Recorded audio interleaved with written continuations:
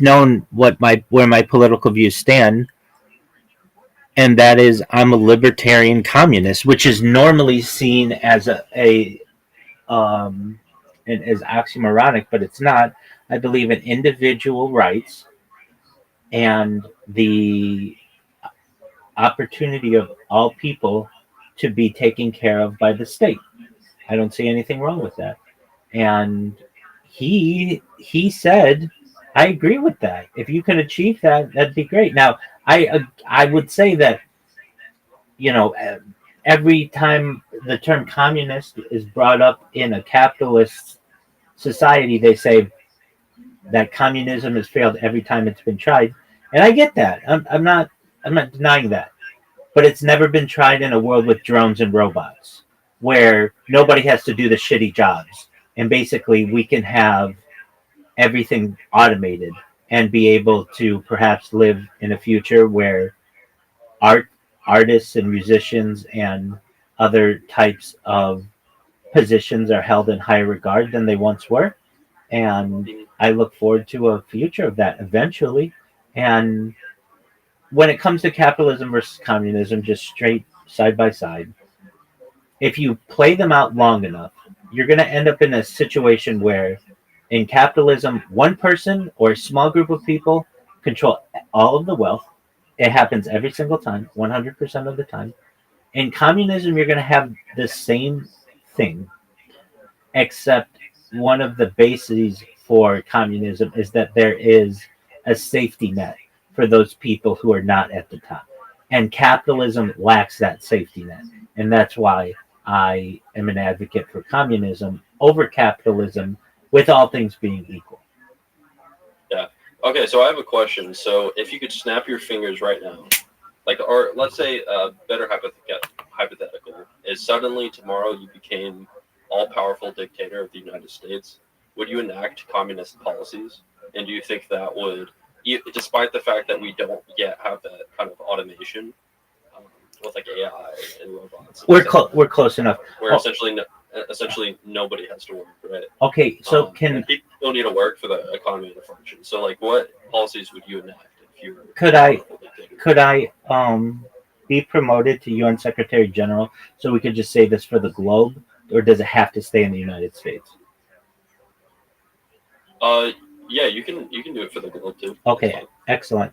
So what we'd have to do is perhaps give the military industrial complex incentives to no longer be able to profit on war, weapons of war, and focus their industries onto robotics and drones because we are moving into a world of automation.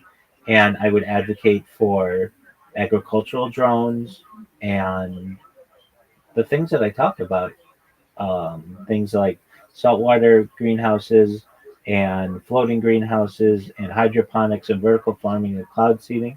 Additionally, things like certainly digging of wells, life straws, and desalination. All of that could be done basically by computers or by robots, I should say.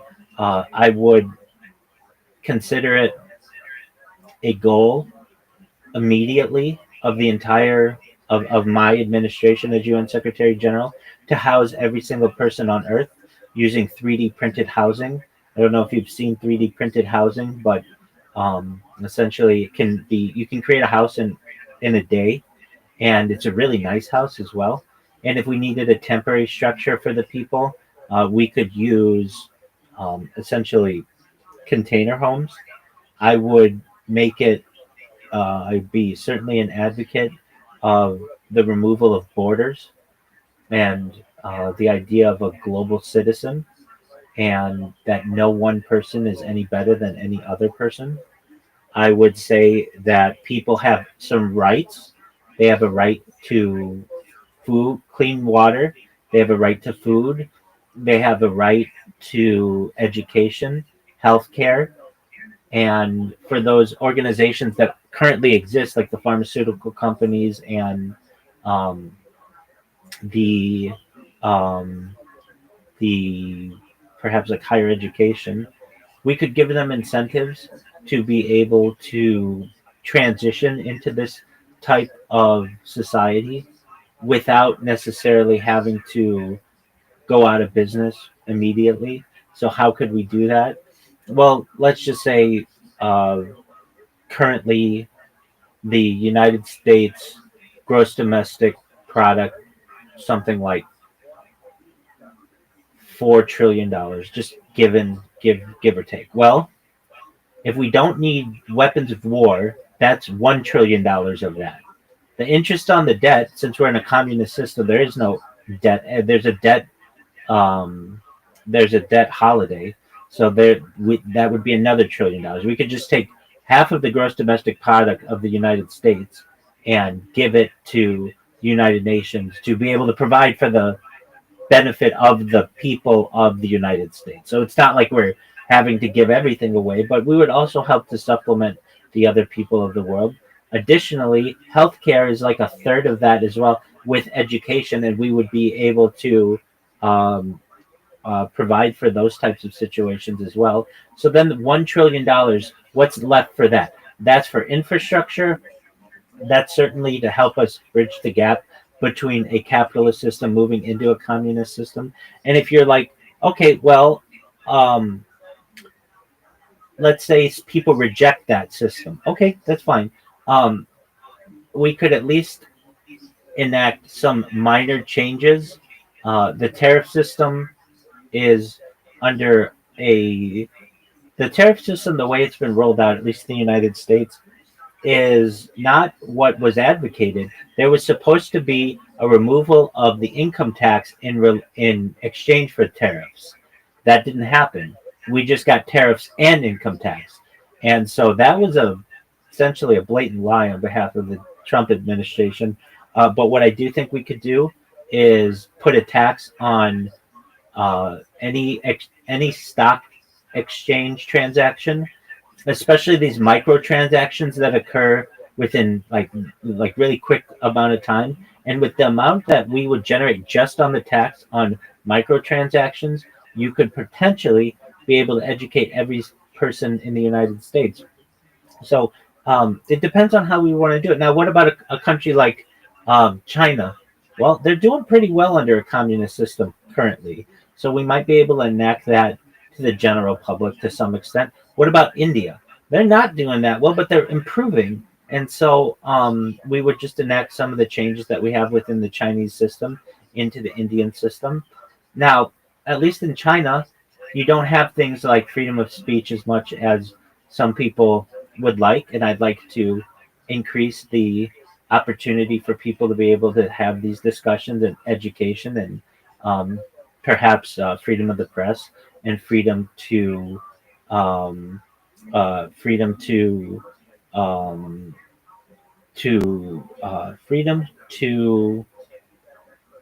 the word for which I'm looking is freedom to congregate, essentially. But freedom to protest, you should have that opportunity if you want. Additionally, I would enact what's called an e-democracy. That wouldn't necessarily be the be all or end all of the policies that we have. But what an e-democracy does, ideally, is it gives every single person a vote on a given issue. So how would this work? Every single, maybe like once a month or something, we would vote as a world, as the whole world on a given topic. So, for instance, the topic might be, should we build a new really like new nuclear reactors in a certain area of the world. Uh, and at least people would have the opportunity to be able to make their opinion heard. That doesn't mean that's exactly what we would have to do, but this would give people the opportunity to be able to not just judge what their own beliefs are, but also perhaps make a difference in their society. We don't currently have that kind of a system. It's also been discussed called a smart democracy. But in the end, I'm not for democracy. I think democracy is a terrible type of governance. And anybody in society currently who says that we live in a democratic society, I know immediately doesn't know how politics works. Democratic society generally is one person, one vote. And that doesn't exist anywhere on earth. Now, people will say, well, we have democratic principles. We don't have one person, one vote. At least in the United States, we have what is called a representative democracy or constitutional representative democracy. That's not a democracy. The phrase that goes against democratic values or that goes against democracy, that's just propaganda that is used in people to make people feel badly about their certain political views. So, what would I like instead? Um, it's been discussed in different ways, but it's really a civilization that is run. It's a technocracy, so to speak, um, run by the run by generally like uh, well-educated scientists. That I think is a much better way to be able to run a society, but that have a human uh, a human aspect of it, of their um, of their government that isn't based on profit. It's based on people. So what does that mean? Instead of a CEO worried about his stock, not only stock options but his stock price, it forces him to not put as much emphasis on that and put more emphasis on how his decisions are going to affect the greater good of society. And I mean, like right now, we could generally like solve all of the major issues of the world if you gave all the power to one person.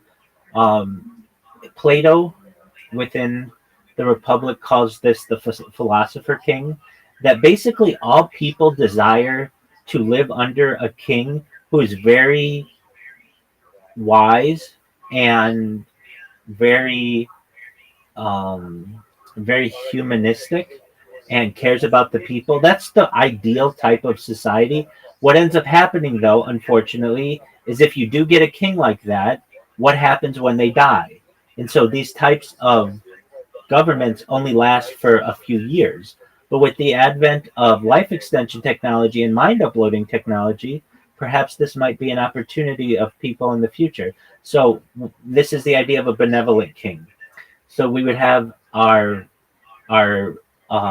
desire in one person, and that person would make the decisions that are for the best of society. And if people wanted to communicate their dissatisfaction with that decision, they have an e-vote. They have the opportunity to be able to communicate to the philosopher king what their inherent desires are. And if the philosopher king feels that it's in the best interest of the society, then we would perhaps have that um, uh, how would we say it, the um, change or an alteration of a policy. So, for instance, let's say we're building nuclear reactors around the world, and everybody likes all the positions of the nuclear reactors except one nuclear reactor. Let's say it's going to be built near Washington, D.C. People don't want it there. Okay, well, the philosopher king should recognize that the people aren't going to want that. But if they don't, then he puts it out to the people. Where would you like it built? Here are 12 other locations, and we can choose to build it wherever you want. And it gives the opportunity of people to be able to give their opinion on how society should be organized, but also at the end of the day, you have a humanistic, if you want to call him a dictator, but it's usually called a philosopher king, to be able to make the decision. Here's what happens within democracy that makes it so dangerous. If you have one person, one vote, what happens essentially every single time, if you're given this society without any control, is you get, let's say, 51% of the people. It's called a tyranny of the majority.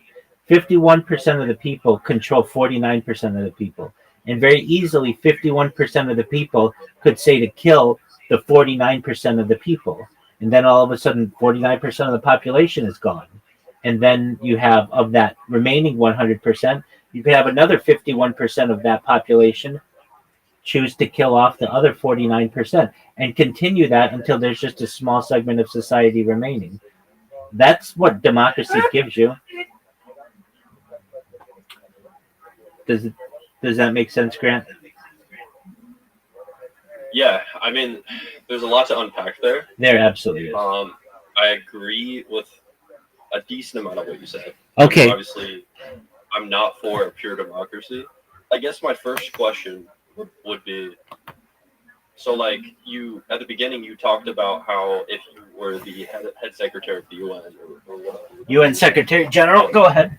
The Secretary General of the UN. You said you'd advocate for things like desalinization, Yes. 3D printing housing. Absolutely. My question is, what would that advocation look like? Would that be organizing government programs to, or like government systems to develop or research those fields? Well, they're already. Or would it just be kind of like a political kind of activism, kind of like guiding the UN's kind of, I don't know, like culture or something. So other governments within the UN would enact their own policies. So the United States' defense budget is about $1 trillion a year. We would not need to spend that $1 trillion a year as the United States under this system. Even if, just imagine, that's only 365 days without $1 trillion being spent. Imagine the United States, with as powerful as it is right now, if it did not spend $1 on military expense aside from salaries of the troops, the United States still would be absolutely fine. Meaning no one would invade. We would not have any issue with development of weaponry. Usually that $1 trillion goes into black budgets. It goes into Lockheed Martin and Boeing and Raytheon and L3 Communications and defense contractors. And so we would right there get $1 trillion. And with $1 trillion, you could clothe, at least in the United States, every homeless man, woman, and child and give them $1 million each. Did you know that? You could give every single person who's homeless in the United States $1 million each if you stop defense spending for 1 year. And you'd still be able to pay all of the troops. So just to give you an idea, there's a lot of money out there. So I would say that what we want to do is give the military defense contractors an incentive to be able to build these types of homes and these desalination facilities. So we would say, all right, well, normally you guys build bombs, and that's been cool. That's great, but we just want you to, instead of building bombs in your factories, start to build desalination plants, and or at least the equipment that's needed for those. And for the people who are elsewhere in the world, all of their defense budgets could be done for this. Now, we could say this. If you want to go and kill each other after 1 year, just like you could right now, I understand that, okay? But at least for 1 year, we're going to require everyone to give your defense budget. Everybody's going to be paused, basically, and give your defense budget to the United Nations. And what we're going to do is we're going to first and foremost ensure people have clean water. We're going to have programs for people to have wells built and desalination. And we're going to get rid of all drought in the world because we're going to have cloud seeding. And for the companies who are building planes, instead of building planes that drop bombs on people, they could create clouds that ensure that we don't have wildfires and that there isn't any drought that occurs in the world, and it can be adjusted so that we don't have massive flooding that, just like currently happens in Abu Dhabi and Dubai, they just have it rain regularly once a week and it cleans off everything and it waters all the vegetation. That's what we want to do. And for those people who are also create tanks and those kinds of things, it's not that hard for you to transition those types of plants into the creation of um, of not things, but of the objects that are needed to be able to create nuclear reactors. And for those of you who are creating aircraft carriers and submarines, we want you to be able to create tidal power plants, basically generators that spin in the ocean.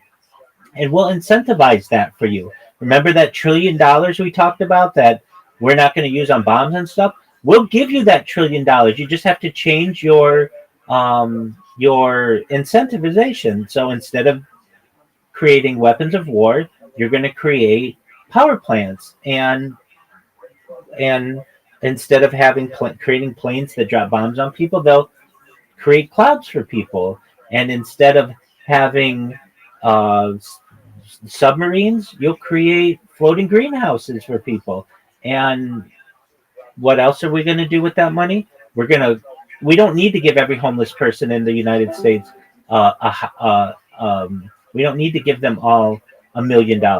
We could build each one of them a house for about $50,000, and that would include solar panels. I mean, the United States is a giant country, and there is a lot of land out there that's currently federally owned. We could give each person a parcel that's still government owned, but it would have a container on it. It could have on the container roof solar panels. It could have air conditioning. It could have windows. It could have a bathroom and plumbing and suit.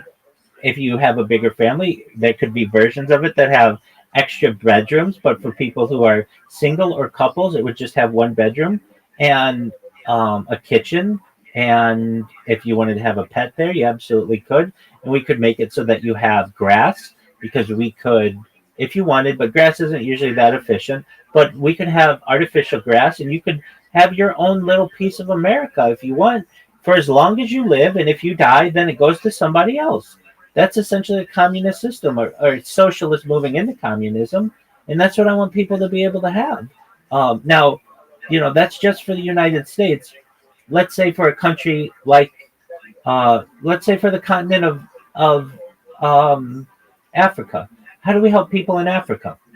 Well, they have a major corruption system, which I understand everybody does. But basically, any money that's given to any of the people there, or is attempted to, it just gets siphoned off by the corrupt leaders. So what we would do is have an excellent accounting system to ensure that 100% of any kind of funds are given to the people. And how is that done? It's currently done in some ways by the United Nations food aid program. Now, actually, I should say that's a very corrupt system, but we would make it very public. So what would I do? What's the first thing that I would do to be able to make sure that everything's on the up and up? We're going to put cameras all over the United Nations the United Nations building in Manhattan, and there will be cameras everywhere, and they'll be live streamed to the world. And so you could go to UN.org at any time that you want and be able to see what we're doing and the conversations that we're having. It wouldn't be this behind closed doors kind of a deal. So you can see where every dollar is accounted. Just like the blockchain, basically, where you can see everything on the blockchain, we would have the same type of system that would be for the global accounting. And so a continent like Africa will have the same plan. Every person deserves a container home, and eventually we'll build 3D homes for them. And everyone deserves the opportunity of clean water and food. And we'll use floating greenhouses and vertical farming and all the other things that I talk about. It's not going to happen in 1 year, but it will happen. You could give every man, woman, and child $50,000 today, right now, if you had if you equally gave every person if you gave every person an equal share of what's currently held by individuals today, 10 people on Earth control more than 50% of the globe right now. That's incredibly unfair. And that's what capitalism does for you. And I don't think that that's a very good system at all. If it is, then that's fine. Then I'm going to, just like everybody else, do everything I can to be at the top of that. And I don't think that that's really a fair system to people. And in a in an alternative that I want is a universal basic income where every person is given a stipend every single month for not for necessarily food that should already be provided, and they shouldn't have to pay for a cell phone service that should be provided, and Wi-Fi that should be provided, and power that should all be provided. But this would be for other things that you want. If you want to buy a video game, or if you want to go to the movies or whatever, you should have a stipend to be able to do that. And then what do you do in your free time? Because you no longer have to go to work, you spend it with your children. You educate them. You ensure that they have wonderful lives. Too often, we have single parents who are too busy making ends meet, and their children don't have them in the house, and their children end up falling prey to corruptive forces. And I want to avoid those types of situations. I'm not necessarily advocating everybody needs a two-parent family. That's how it's been traditionally. That's the nuclear family. But there may be some people, especially under this system, who don't want a partner and they just want to use a sperm donor or an egg donor. They should have that right as well and be able to raise a child in any way they see fit. That should be, so long as the child is not endangered and such, that should be a right of humanity. And so, what do we do in a country like? I mean, each area is going to have its own issues. India, first thing we need to ensure that they get is proper plumbing. They have 1 billion people. It's the most populous country in the world. It's like 1.2 billion people live in India, and in many areas they don't have proper plumbing. You have a place like Mumbai that has giant towers, a place called Billionaires Row, and 2 streets over, it's absolute squalor. That's what capitalism gets you. I want to see the resources of the world shared a little bit better. And that doesn't mean that the people who are at the top immediately have to lose every comfort that they've ever had. No. What I would advocate is this. Look, you recognize that it's just a race to the top. And if you're not at the very, very top, then you're going to get destroyed eventually. So instead of having a 500-foot yacht or whatever, you can still have a yacht for as long as you need, but it's going to be 100-foot yacht. And guess what? When you have kids and that yacht eventually breaks down or whatever, then they don't necessarily need to have their own yacht. We could have open yacht rentals where people go out and be able to share those types of resources. That's what I envision the future of the world to be. And here's why I say this. If you look at any scenarios where humanity gets off world and starts to explore the inner solar system, the outer solar system, and then eventually other solar systems through interstellar travel, you need to have peace on Earth. You can't have a civilization at war on its own planet and still expect them to be able to do exploration. There needs to be peace at home. And so I envision a world where we have that peace at home prior to being able to explore the stars, which is what we're destined to do. And I want to move the world towards that faster. If we don't do that, what we're going to have is a situation where perhaps just one single individual controls all of the wealth of the entire world. That's what capitalism gets you.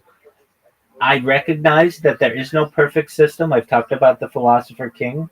If anything, I'd rather have a communist system where, okay, I understand that the people who are making the decisions at the top, they're going to force themselves to live a more comfortable life than those below them because that's human nature. But at least those below them will at least have the opportunity at a safety net. And it'll be a global safety net. And eventually there may be opportunities for the people in the lower class to be able to move up into the upper class.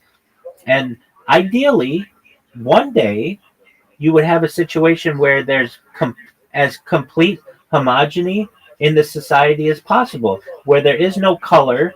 Everybody's the same shade. Everybody has the same eye color. Everybody has the same height. Everybody's basically the same. And maybe there are slight differences, but really, that's not what I'm saying. That's what at least alien abductees. I know I that's kind of a shock for me to be able to say, but that's what they say. Other extraterrestrial. That's what they say. Extraterrestrial civilizations do.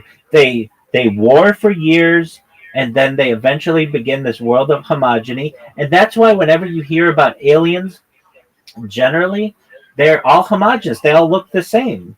And we're just not there yet. And if you look at the Kardashev scale, I don't know if you're familiar with the Kardashev scale. Yes, I am. Okay, excellent. We're not even at a one on the Kardashev scale yet. We're moving towards that. Right.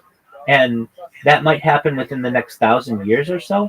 And when we're really moving to a 2 and a 3, you can imagine we're all going to look the same. We're all going to have the same eye colors. I mean, there might be mutations generally, but we're going to genetically alter ourselves to be as like perfect humans as possible.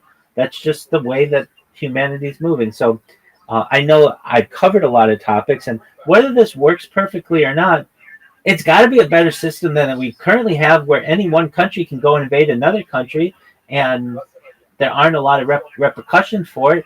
And the United Nations really doesn't have too much power, and nobody's talking about a world where we clothe every man, woman, and child. We feed every man, woman, and child. We ensure that they all have the opportunity of clean water and housing. Nobody's talking about that. I have never once heard a politician, even a United States politician, who has advocated that on a global scale. I've only ever heard it perhaps on a domestic scale. I advocate for that on a global scale, and I know I'm not alone.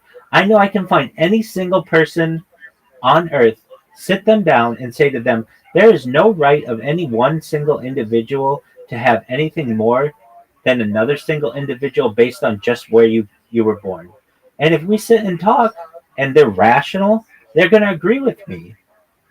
And I look forward to a day. It may not be today, it may not be tomorrow, but someday when humanity is able to put behind us the very minor differences that we have and focus on unification. I say this all the time. 99.9% of our DNA of every human on Earth is the same. And even if you take the 2 furthest related people on Earth, because we all have like common ancestors, they're only 26th cousins or something along those lines. It's not that big of a thought that we're all family. And the sooner that we recognize that, I feel the better society will be. What are your thoughts, Grant? Yeah, I mean, again, a lot to unpack there. Absolutely. But I would say, like, the main qualm that I have with your kind of spiel that you just gave is, so you talk a lot about kind of, like UBI, kind of redistributed wealth. Yes, sir. I do agree that UBI will be necessary at some point. Absolutely. Like, especially once we completely automate the economy with AI and robots. Absolutely. And I also agree that we have a major wealth inequality problem 100%. in our society. Yes, sir. But what I would argue is that our economy is not yet ready for UBI because our economy still relies on the incentive factor of money, right? So if you gave everybody UBI, the incentive to produce for the economy, for individuals to produce for the economy would be removed. So that would be my main qualm. But again, like once the economy is completely automated, I almost completely agree with pretty much everything you said. Okay, I can live with that. So let me ask you this, or let me ask you this. So we have the same end goal, and I'll be right back to where I was. I'm just adjusting my computers. We have the same end goal, which is world peace. So, right? That's the same end goal? Roughly.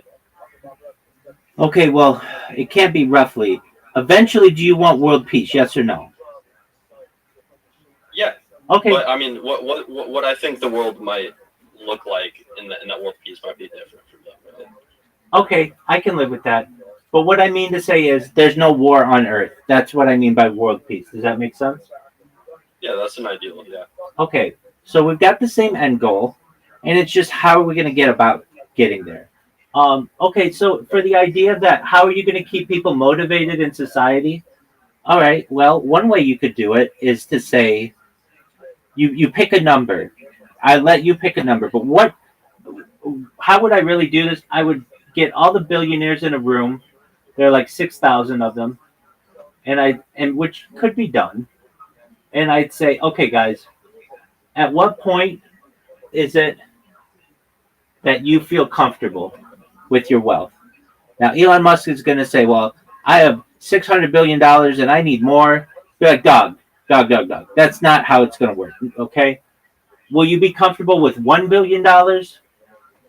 Will you be comfortable with $10 billion? You tell me, and we'll make it happen. And we'll get those 6 billion, let's say, billionaires, and let's say they agree on to be comfortable in this world, you need $1 billion generally. Okay, that's fine. So we'll have a wealth redistribution. Anyone who has more than $1 billion, you have to give that to a common pot that will give back to society. You're still a billionaire. You can still do whatever you want. Maybe you can't buy a company, but you could still buy a yacht, and you could still buy a plane, and your kids are never going to have to worry about working. So, you're taken care of. You're comfortable. And in exchange, what we're going to do is say to you, if you want to keep making money, you can. You're just going to be taxed at 99%. Whatever you make, let's say, between $100 million or $1 billion, you're just going to be taxed at it. So if you want to continue to work, you can. This is what the discussion I had with our friend the other day. So someone like Elon Musk, people are going to say, if you don't have someone like Elon Musk, who's going to create the next big company? Well, guess what? Somebody will. Elon Musk did not start Tesla. He only bought the rights to be able to call himself a co-founder. He didn't start it. He built it for the most part. I mean, with the economic standing of Tesla was, they didn't even have a product by the time he bought it. He didn't start the company. Two other guys started the company, and because he had so much money, he wasn't the founder, Rabbi, but he built it to what it is today. Because he had so much money from PayPal, he was able to essentially bribe the other two guys to making him a founder, so that when they make an announcement, that's fine. Okay, so we say to him, all right. Regardless, what I'm saying is what he did with Tesla is nothing less than extraordinary. It's the most overvalued stock in global history, but perhaps Nvidia is up there too. But without saying whether it's a good company or a bad company, what we can say is this. If he hadn't have started Tesla, somebody else would have. There would have been Rivian or another electronic vehicle company. He started, or he helped to build it, and that's great. Now he wants to get into SpaceX. We would say to someone like him, you can't keep just buying up companies, because then you're just creating monopolies. So guess what?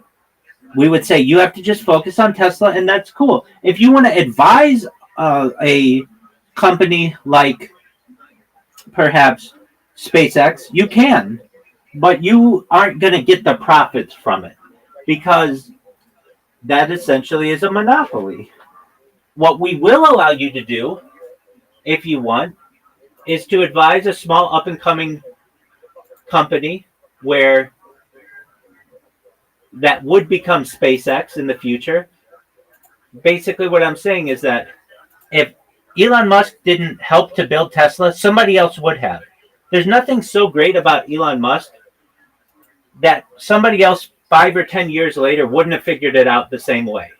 It just was a matter of time. And the reason why he gets credit for doing all of this stuff is because he had a lot of money to just buy up the companies. But if he didn't buy up the companies, somebody else would have created the company. Somebody else would have started SpaceX. Somebody else would have started the Boring Company. Somebody else would have started. Well, he didn't even start Sun City. Somebody else would have started um, Macro Hard. Somebody else would have. Somebody else did start X. He just bought it.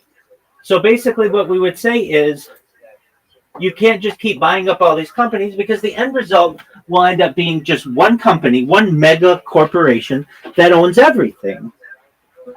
So what we say Yeah. instead, so what we say, so Yeah. what we say instead is that you focus on one company, and once you make $1 billion, you're as comfortable as you're ever going to need to be, and you let somebody else have some success. Does that make sense? So yeah. So okay, I have a lot of disagreements there. Um, so okay, so my first question, just a brief question, would be like, what do you think Elon Musk's incentives are? Why do you think he cares so much about Tesla? Why do you think he cares so much about SpaceX?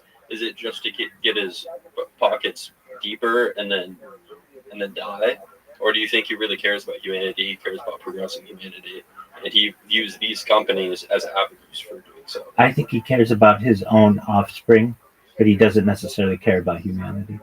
And he's made that pretty clear. That's why he has impregnated all these chicks. He's like, we don't even know how many children he has, but he's at like at least 16 children. That's why he goes on X and um, just sends girls DMs to be able to get them artificially inseminated with his semen. That's why he has talked about building a mega ranch um, in Texas that he can have all of his children, even though many of his children hate him. Uh, if he cared about humanity, then there would be the Tesla Foundation or the Elon Musk Foundation. That's not a thing. I mean, that's not like a relevant thing. He takes all of the money that he makes and goes and buys more companies. So your position is that you don't think that Elon Musk cares about space travel and progressing humanity as a whole, I think despite all of the work that he's put into, like clearly trying to work towards that goal. I don't think he cares about all of humanity because he's not helping all of humanity. Like, okay, here's the thing, right? Like, I think, yeah, you could argue, okay, he's not opening up like wells or desalinization plants in Africa, Simple things. but Simple yeah, I mean, things. he has interests. Like, he cares about humanity in certain areas. No, Right? yeah, Those are his interests that are self right? So he has self beneficial. he has That are self beneficial. Tesla. Look, he's from Africa. Okay, his grandfather owned an emerald mine. He was born on third base. He didn't. He's not a self-made man. His father was an electrical engineer Sure. who owned a Rolls Royce. Okay, people who are self-made don't have parents who own Rolls Royces. He basically was born with a silver spoon in his mouth, and he's given nothing back to his own continent that has starving people. If anything, he could at least create wells there. He doesn't do that. Even at least what Jimmy Donaldson, Mr. Beast, does is a lot better than what Elon Musk does. And I know a lot of it is for the camera, but at least it's something. He's helping to provide vision for the blind. Now, people may say, well, what about Neuralink? That's doing that. Okay, that's fine. That's great. I would say just pick a lane, Elon. And because if you don't, there's going to be one person who's even bigger and badder than Elon Musk who's going to come in and buy all of Elon Musk's companies and buy all of Bill Gates' companies and all of Nvidia. There's just going to be one person owning all of the companies in the world. That's an end result of this. So I would just. So my response to that would be we already have anti-monopolistic policies in place. Wait, but you don't understand. Hold on. Well, You know what? I'm interrupting you. Apologies. Go ahead. no, it's okay. So like for example, if Google decided to buy, I don't know, if they decided to buy X and like Netflix, like all these things, those would be monopolistic practices because those are all kind of in the same field. But if you have some guy who's very entrepreneurial, cares about many things, builds up a company like Tesla, for example. I know he didn't found it, but he built it. Absolutely, he did. Because before you joined Tesla, they didn't even have a working product. They had basically no sales. And now like you said, you could say it's overvalued, but it's which one of the most valuable stocks in the world. Maybe it's overvalued, but still, it's still, even if it wasn't overvalued, it'd still be up there. In fact, the Model 3 is the most common car in the United States. Now, there's many nuances to that, but yeah, essentially. I don't think that's true. And no, that is true. So, but the reason being, the reason being, right? Tesla doesn't have that many models, right? So like the Model 3 is the most popular Tesla model. So, but there's only like 6 Tesla models. See what I'm saying? Whereas like you have like a Toyota, they have like freaking 30 models. So, Toyotas might be more common than Teslas, but okay. 3, if you phrase it like that, yeah. Because I was gonna say I just saw that they only have 2% market share. Right. Yeah. So I didn't mean that statistic at face value, but I am saying like it's a very successful company. And also I think a lot of the value of the Tesla stock isn't only just like how much money they're producing, but how much potential monetary value they can produce. That's what it is. That's absolutely what it is. It's a robotics company. Yeah. It's not a computer company. Like Optimus is like a big selling point. There's a lot of developments in that area, and if that takes off, that's hugely monetarily I don't know, beneficial or whatever, right? Because now they have technology and infrastructure to be able to actually start automating the economy. Obviously, that's extremely valuable. But anyways, what I'm saying is Elon, controlling Tesla, and then he built Tesla. Then he decides and goes. He's interested in space exploration, and he builds SpaceX, which, by the way, was not easy. Both Tesla and SpaceX both almost failed multiple times. And I don't think the argument that you're making, where it's like, oh, if he didn't do it, well, someone else would do it. I don't think so. I don't think just anybody would go into the like in the space industry, for example, as ambitiously as he did, trying to build something that has never been built before, which is self-capturing rockets. I don't think you can just say, oh, well, someone else would have done it. I don't think that's actually true. I don't think like Henry Ford, the creator of the Model T. I don't think you could say, well, if he didn't do it, someone else would have done it. Maybe someone else would have made a vehicle. They did. No. Like maybe someone else would have made a vehicle, but it probably wouldn't have been about the same time. The development could have been different. Our progress of humanity could have seen a different timeline. It could have been slower. Wait, that's the thing. That's the one thing. It would have been. It would have been slower. I'll finish up with like 2 sentences. My main point is that it's not a monopoly. It would be a monopoly if Elon started buying a bunch of other car companies. That would be a monopoly. It's not a monopoly to start building other companies in different industries. That's not a monopoly. It just depends on how you define a monopoly, and eventually what you have is, well, you named a bunch of things. Firstly, I don't mean to nitpick, but the Model 3 is not the best-selling car in the United States. It is, according to ChatGPT, the Ford F-Series, followed by the Chevy Silverado, followed by the Toyota RAV4, followed by the Honda CR-V, followed by the Ram pickup. Now, if we're talking electric cars, the Model Y crossover SUV is the top-selling EV in the United States. So can we talk about this real quick? So I just looked it up. The Tesla Model 3 and Model Y have been the best-selling. Okay, the best-selling electric vehicles. Fair enough. Wait, totally different situation, though. Totally different situation. No, and I would not disagree from an electric vehicle standpoint. Absolutely, I'm 100% on agreement there. But you don't see more Teslas on the road than you see Ford pickup trucks. It's as simple as that. Okay, but that's a minor thing. Now, you said Google. Google is being accused of being a monopoly. It's just they have such. I'd argue they are. They are. They are. The fact that they're the number 1 website in the world, and with YouTube the number 2 website in the world, is a monopoly, basically on its face. But the European Union is bringing cases against them for being a monopoly because of 2 things. They have a monopolistic control over the browsers that are available in Europe. So like everything runs on Chrome or Chromium, and also their Google AdWords. So the European Union is basically saying you can't have both. You can't control the majority of all advertising on the internet and the browser. It's one or the other. So there's an argument to be made that they are. Now, it used to be easier to break up monopolies. This started with the Sherman Antitrust Act with Standard Oil. It happened again with Ma Bell in the 60s um, with AT&T. It happened again in the 90s with Microsoft. And then basically the corporatocracy got its fingers within the government and the FCC, or the SEC, I should say, and the FTC, the Federal Trade Commission, and have made it incredibly difficult for anyone to prosecute these different organizations.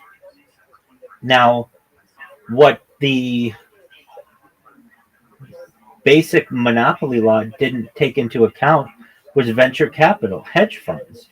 So eventually you have a hedge fund that maybe they don't own 100% of a company, but they own 30% of every company, and they have a huge amount of influence. This is not something that was an opportunity for people to have in the past, but because of changes in banking law, it has been, and that has only been around for the last 30 years or so. So with that being said, let's go back to Elon Musk. We can agree to disagree that no one would come out with an electric car had it not been for Elon Musk. People did. In 1900, there were more electric cars on the road than there were gas-powered automobiles. So the electric car was not brand new. It had been around for over 100 years before Elon Musk even started producing them. And even in the 1990s, they had been experimented with by by General Motors put out a car. There's a very great documentary called "Who Killed the Electric Car," where there was something called the Saturn EV1, where General Motors put out a car and destroyed the industry because of pressure from the petroleum industry. Now, Elon Musk had some influence and some money and was able to move Tesla into this slot. But if Tesla closed today, there are other electric car companies that would fill that position. Now, you made the comment about, well, what about SpaceX? There were already space companies before SpaceX. SpaceX is the new kid on the block. Lockheed Martin, Boeing, Raytheon, Northrop Grumman. They're the ones who were putting satellites in the sky long before SpaceX was doing this. So if SpaceX wasn't doing it, they would be doing it. They're still doing it. So that's already been like established. A company like perhaps X, he owns X. That was already started. If X went away today, we would have Mastodon and Truth Social and Blue Sky that would fill the gap. It would just take a little bit longer. So what I do agree with you on, very much so, is that he may have accelerated the timeline, but that does not mean that had he not done this, no one else would have. Someone would come along and have done it. And in terms of Ford and the Model T, the Model T was not the first car in the road. Vehicles had been on the road for 30 years before the Model T. You had General Motors, which would eventually become a monopoly. You had Mercedes-Benz. You had Daimler. You had Chevy, which wasn't yet purchased by General Motors yet, Chevrolet. You had Studebaker. You had Duesenberg. I mean, you had Cord. There were a lot of different vehicles on the road. The reason why the Model T had such an appeal is because it was affordable for the common person. And it was made on an assembly line that made it very easily mass produced. The other cars had to be handmade generally. But if Henry Ford didn't come up with the the widespread use of the assembly line, you don't think somebody else would have thought of that? It might have taken another year or two, but somebody else would have thought of that. That's not such a crazy idea. And that's what I'm saying. None of these innovators, not a single one of them, has any idea that wouldn't have come along either a year later, 5 years later, 10 years later. Look at the invention of the telephone. So Alexander Graham Bell gets credit for it, but it was really perhaps Marconi who developed it, and it was just a race to the patent office on who would get credit for it. So what I'm saying is that like something like the telephone, if Alexander Graham Bell hadn't been credited with the patent of the telephone, then Marconi would have been. Edison didn't invent the light bulb. Edison just invented, or his company developed a longer lasting light bulb. But there were already 300 light bulbs on the market at that time. So what I'm saying is that if Edison hadn't had developed a longer lasting light bulb, somebody else would have. Somebody else would have developed the assembly line. Somebody else would have developed the Model T. Somebody else would have developed the Tesla. Somebody or something like it would have developed SpaceX and what we currently have with X and all of Elon Musk's other developments. What I'm saying, moving away from how great he is or whatever, is at a certain point you have to say enough is enough. You can't have any more money. And that's what no billionaire wants to hear. Yeah. Again, I agree with 95% of what you just said. I'll take that. In fact, I was well aware of like the kind of timeline of things. My position isn't that if Elon didn't, I don't know, like build Tesla, no one else would be working on electric cars. Nor was it saying he was the first one to try it. And I was aware that he was the first one, right? What I'm saying, which you agreed with, is that he accelerated the development and the kind of, I don't know, like the market penetration. Agreed.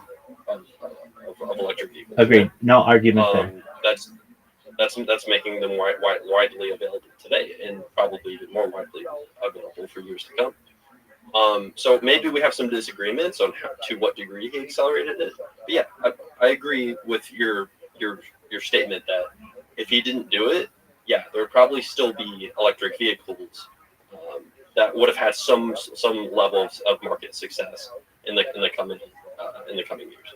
Okay, so the only thing on which we really disagree is how much he accelerated it, and I can live with that. You may say it would have taken 5 years longer, or 10 years longer, or 100 years, whatever you want to say, and I could say, I agree with whatever number you want to put in there. He did accelerate it, no doubt. Now with SpaceX, yeah, of course, there's other space companies, but none of them were attempting self-catching rockets. Right, like I think people generally thought that he was kind of crazy for even attempting. Lockheed Martin, I believe, was. Let me look that up.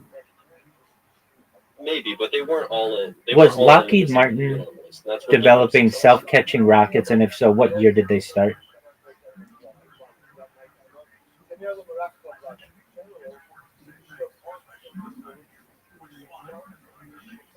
I don't mean to nitpick on this, but what I'm trying to say is that's something that's been around since the 1980s at least, where people felt it was too expensive to just keep sending rockets into space. It's the reason why the space shuttle was developed, because of the expense. Yeah, I'm sure they were aware of the value of self-catching rockets, but what I'm saying is they weren't all in on it, right? Like it wasn't even financially, it's like, I don't know. I don't know. I'm not too familiar with the work of Lockheed Martin and Boeing. I don't know if they have space shuttles or anything like that, or if they're sending rockets into space. They developed a space shuttle. Okay, fair. But I guess like rockets into space, right? Like Elon has like a huge market share in like the rockets sent into space. I don't know the exact numbers, but I know it's a significant proportion. I've never heard of, that doesn't mean they don't exist. I could just be ignorant to this, but I've never heard of a Boeing rocket or a Lockheed rocket, especially haven't heard of them having a significant market share in the rockets into space, right? And so what I'm saying is SpaceX, it didn't create a new market. It didn't create an entirely new market. If it, like there's other space companies, but what I'm saying is what they were doing was completely different from everybody else, and that's why they were so successful, because they pulled off what was previously deemed nearly impossible. Okay, so 1981 was the space shuttle, and that now what let's make sure I understand what you mean by self-catching. Like that's the rocket that goes up in the air and then comes back and lands in the same spot, right? Yeah, it goes into space, then comes back from space with the rocket intact. So it's a reusable rocket. Right, I understand. So the USSR did it in 1988. They only did it once, but they just wanted to prove it could be done. It landed autonomously and it wasn't reused. Um, so, and then 1981, the space shuttle did it. The orbiters reused. The boosters were covered in the ocean. It was not autonomous. So I get, but okay, if he hadn't done it, well, we have Blue Origin that's doing it. China has done it, and Rocket Lab has done it, and then Japan and India have developed it as well. So there are other people who, while SpaceX did it first, and I'm not denying that, and it's a beautiful thing to watch. Blue Origin, China, Rocket Lab, Japan, and India would have done it, or have already done it. So my question would be: were they already working on this problem, and to what degree? Well, before you left? Yeah, it's been something that people have been working on since at least 1981. Yeah, but that's what I'm saying. To what degree, right? Because if they, the Russians, they just did it once, kind of a one-off thing, just to prove it was done, and then I don't know if this is true, but I'm speculating here, and then they just kind of put that to the side. Right? Well, Elon, they had the breakdown of their government, which is the big issue there. Of course. But, but sure, maybe not the best example, but that was an example. What I'm saying is, to what, were there other companies that were working on it to the same degree that he was? And even if there was, okay, well, he succeeded, right? They didn't succeed, right? Because if they succeed, and maybe the rockets are better, then naturally, generally speaking, unless there's sort of monopolistic practices going on, or favorable treatment from the government, they're going to start capturing a larger market share because the product is better, right? So what I'm saying is, he has the best product, he built the best product, and that in of itself is very innovative, even if some sort of primitive version of the technology already existed. Right? He advanced the technology. Right. I agree with that, but it would have been done. It's already being done by other companies. So had he not done it, somebody else would have. This had been experimented in the 1980s, and for various reasons, really one of the big ones was there was just not a real big need because satellites weren't as advanced, and also the autonomous nature of computing wasn't where it needed to be, that it was seen as being important, or I shouldn't say important. It would have been seen as being important, but it wouldn't have been seen as being practical, is probably a better word. But to give you an idea of what about Lockheed Martin, what about Boeing, these are the companies who put up the Apollo program. So, I mean, they've been using expendable rockets since at least the 1960s. But the thing is, they were funded by the government, so they didn't need to reuse the rockets. It was like, all right, well, we need another rocket. There's no the big thing about the reusable rocket is the fact that Elon Musk has to pay for these.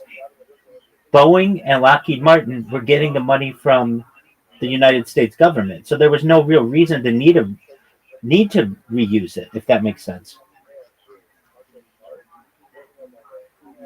Yeah, I mean, maybe the timing was good. Maybe when he started doing it, there was a market for it, or maybe he created a market. I don't know the exact details, but all I'm saying is that he was a pioneer in the space, and he significantly advanced the technology, and you could argue that he has the most advanced reusable rocket technology in existence.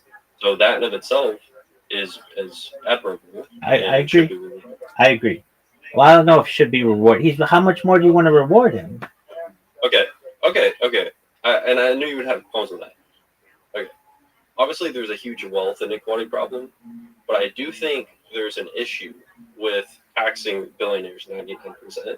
I do. Maybe their taxes should be higher. I probably agree with that, but I don't think it should be 99% because if that's the case, then the only incentive for billionaires to keep building, right, to entrepreneurs to keep building, like Elon, is just for the love of humanity in of itself. That's why Right? people should do There's things. no yeah, but what I'm saying is people like it's not human nature. I would argue, right, to just do things for the love of humanity. Some people are like that, like you and I, perhaps were short of them in that way. But I'm saying generally, I don't think that would lead to an efficient society. Now Okay. it's fine. It's fine once we have like a completely automated economy. Then and then you can just leave it up to like the super like interested researchers or whatever who are just generally have like a passion for the field to just advance these fields and then have just like AI armies that kind of implement them. But in this current economy, you still need incentive to build. And I would say, uh, like Elon Musk's net worth also enables him to start more companies and be more entrepreneurial as well. And I think our country has greatly benefited from Elon's success So why not just give one person all the money in the world and have them start all the companies? because only one person can do so much. Okay. So And not and I mean, if there was some like deity or something, someone who was like cracked out of their goddamn mind and like was just like the most smartest person on earth and could just do a million times what like everybody else could do, then yeah, I'm sure go ahead. But there's really not people like that. But I would say Elon, comparatively, is an extraordinary individual, and so I think maybe not 700 billion. I'd have to think about it, like what exactly I think, what policies should be implemented. But I do think we benefited. Like Elon's success has benefited us to a large degree. okay, again, if he didn't do it, somebody else would. And basically, it's the idea of it. You watch football a little bit. Um, A little bit. all right. So the way it works in the NFL, and I'm not saying this is perfect, but this is an analogy, is if you're the worst team in the NFL, the next year you get the number one draft pick in the league. Are you familiar with this? Uh, yeah, sort of. Okay, so basically there are players who play in college, and when they want to declare for the draft, they are ranked basically from Yep. best to worst, and the person who gets the best player is the worst team in the NFL. The team that came in second to worst in the NFL gets the second best player. The team Got that it. came in the third worst in the NFL, they get the third best player, et cetera, et cetera. And the team that Okay. was the best gets since there are 32 teams, they get the 32nd best player. All right. Okay. And then essentially it's called the snake draft, where basically what this does is it gives the people at the bottom the opportunity to improve to maybe be the best in the future. And that's what taxation does. Basically, once you hit a certain point in society, $1 billion, let's say, you've made it. Give somebody else a chance. Somebody else will start Tesla. Somebody else will start the Boring Company. Someone else will start Macro Hard. Someone else will start X or already did. Give somebody else a chance. That's all. And you're Well, saying what incentive do people have to do that? To get to the finish line. And if we say the finish line is $1 billion, then anything you make after that, if you really like to work, that's fine. You're just going to be taxed at a high rate. And this isn't anything new. This is how society was up until the 1940s. Yeah, I mean, And what has happened just is that because there's been just because influence. society was like that up to the 1940s. I mean, I could make an argument. Okay, but we progressed way more since the 1940s. Now, I'm not saying it's because of that change, but what I'm saying is it's not a good point to make. There's a lot of kind of confounding factors there. But yeah, I agree with you that wealth inequality is way too high. All I'm saying is that just because someone, like, I don't know, they make a successful company that really benefits our economy or society in some way, that doesn't mean, okay, well, now you don't get any reward for continuing to benefit society. You do get a reward. You get to live a comfortable life as a billionaire. I said continuing to benefit. Right? You can There's continue. No finish line. There shouldn't be a finish line. Is what I'm saying. If you have if you don't have a finish line, then one person will take over the entire world. Look, I disagree with that. It's already happened. No, I disagree. I mean, you can have policies that prevent monopolies like we do now, and you could argue they've been loosened significantly, like you were kind of arguing earlier. They have, and I would agree they should probably not be loosened significantly. And you could also argue, like I was kind of considering earlier, that the lobbying system is a big part of probably why those things were loosened, right? Because that's the economic incentive. The incentive structure is completely fucked, essentially. But when you have a current system that exists, but just think about this point that I'm making, which is, if, let's say, okay, I'll give a hypothetical. Let's say there was an individual in our society that was genius. The 200 is unrealistic hypothetical. Let's say he had 230 IQ. He was super ambitious. He loved humanity, right? Like, wouldn't you want that person, right, to have more financial power to be able to build like more companies, rather than just there being a finish line of $1 billion, and then now like there's no more kind of like, I don't know, they can't fund like large companies anymore, or build large companies anymore, because there's no progress that they can hold on, they absolutely could. They could take $500 million of their net worth and go and give it to another company and then build up their wealth back up to $1 billion. Or they could also stay at $1 billion and just advise other companies. No one says that they have to stop doing what they're doing. It's just you've gotten to the end.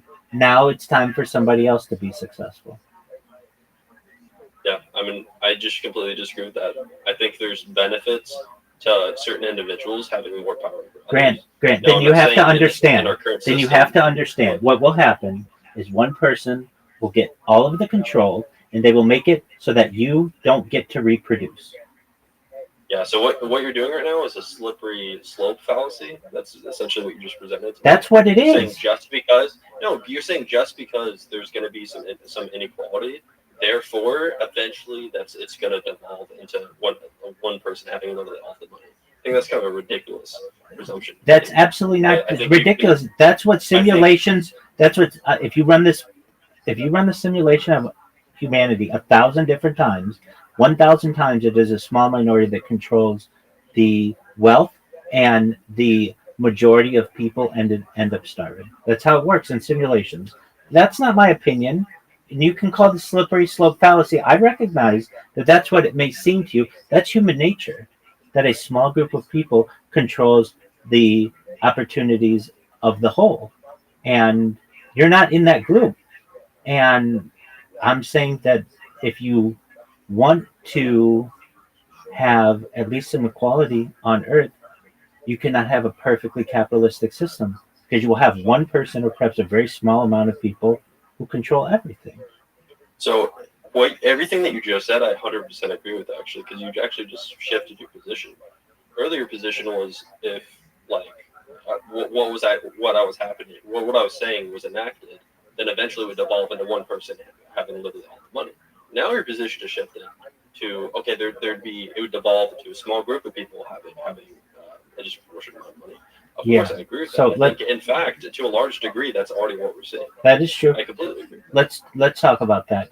Eventually, though, of that small group of people with the power, one person will have power over those people, and that's what I'm saying. One person will be able to control everything. So the one person would have control over, say, the 300 people in society who are movers and shakers, and be able to have influence over the entire world. Yeah. So I guess my response to kind of where this conversation has gone is let me present like what I think like ideally society would kind of how they'd address these issues, right? Go ahead. So I do think there should be stronger anti-monopolistic policies because that to a large degree prevents innovation. Obviously, that's why they were originally implemented. I do think, regardless, even if we do that, I do think wealth inequality is going to increase, especially with the development of AI, because now you have these relatively small companies with super specialized, super monetarily powerful uh, technologies that are completely going to take control of the market. And so if you have like Tesla, for example, let's say Optimus just takes off, and now they have this huge market head start in completely automating factories or completely automating truck driving, like all of these things, right? Or automating welding, like whatever. Then Tesla's going to be worth like freaking $40 trillion or something. It's gonna absorb all of the market cap of all those industries, and it's gonna be wildly unequal. I completely agree that that's kind of the direction that we're headed. But my end solution is kind of similar to yours. I do think eventually there should be some sort of state control of the economy once that kind of turning point event occurs, and then you start redistributing the wealth because now the economy is largely automated. So I generally kind of agree with your conclusive solution to these issues. I think we just disagree on when they should be enacted. I don't think we're there yet to where we should just do UBI right now because the economy hasn't been automated. Okay. As I said previously, I think we have the same end goal, which I would hope most people do, and it's just a matter of are we enough in an automated society to be able to enact UBI. I can tell you, at least in Long Beach, uh, not too far from where I'm based, they had a program they gave, uh, especially in the inner city. I believe it was 1,000 people, $1,000 a month for a year, and every single person, 100% of them, said that it bettered their lives, that they didn't have to worry so much about groceries or their kids' t-ball um, fees or all of those other things. And it may not be a perfect solution to give people money, but it is a start. And we're not yet in an automated society yet. Those people still had to work, and so we can have a smooth transition. But we have people still working, but we give them a start of a UBI. You know, UBI is actually already enacted in one U.S. state. Do you know which one? It's not called this. It's not called this, but um, let's I don't know. not to put you on the I could spot. I could no, it's okay. I could guess Minnesota, California, New York. Uh, Those three. no, no. Every man, woman, and child. Let me make sure this is correct. Is given in the state. I mean, I know what state it is, but um,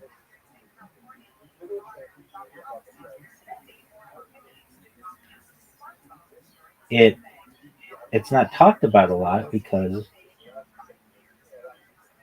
I believe each person gets $2,000 a year. And let me just check before I say anything and have to correct myself. So it's called the Permanent Fund Dividend, and it's out of Alaska.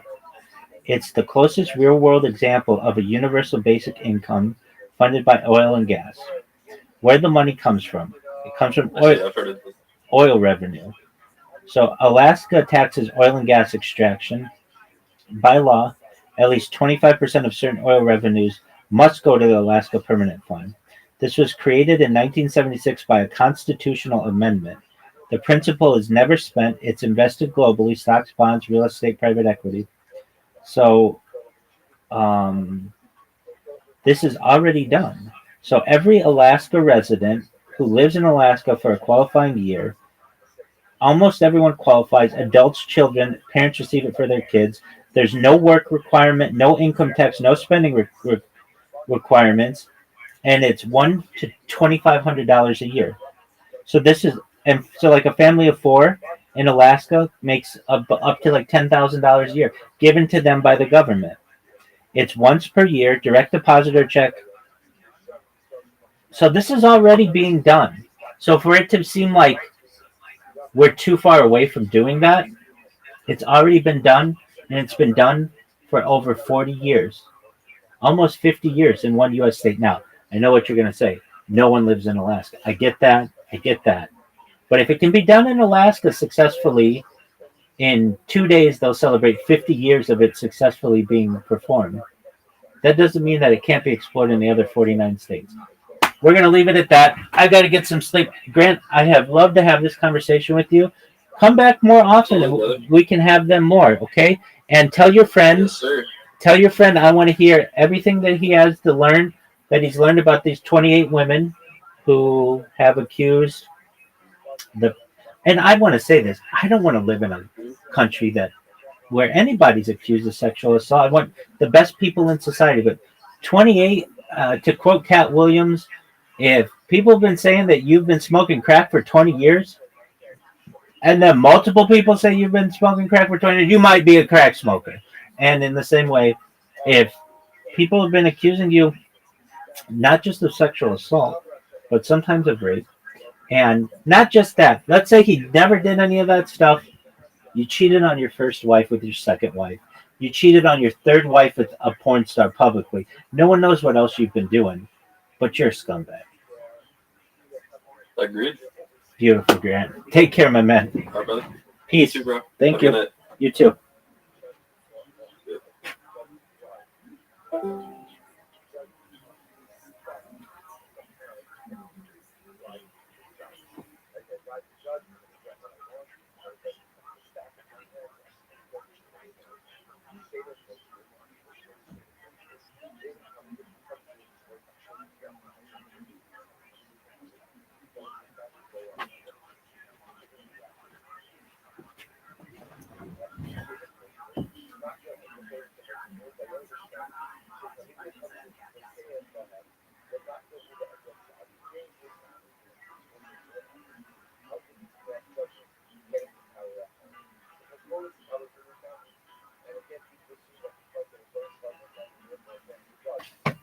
You're a cat.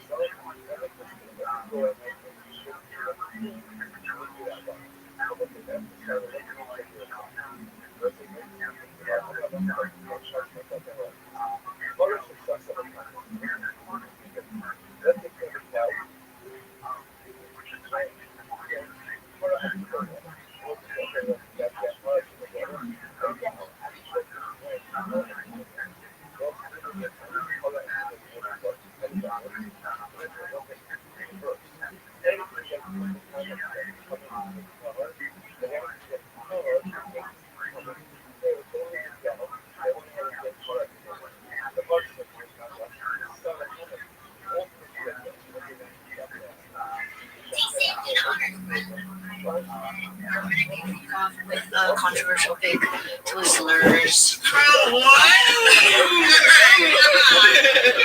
Watch, bro. Twizzlers fell off. It's like chewing on a tire, bro.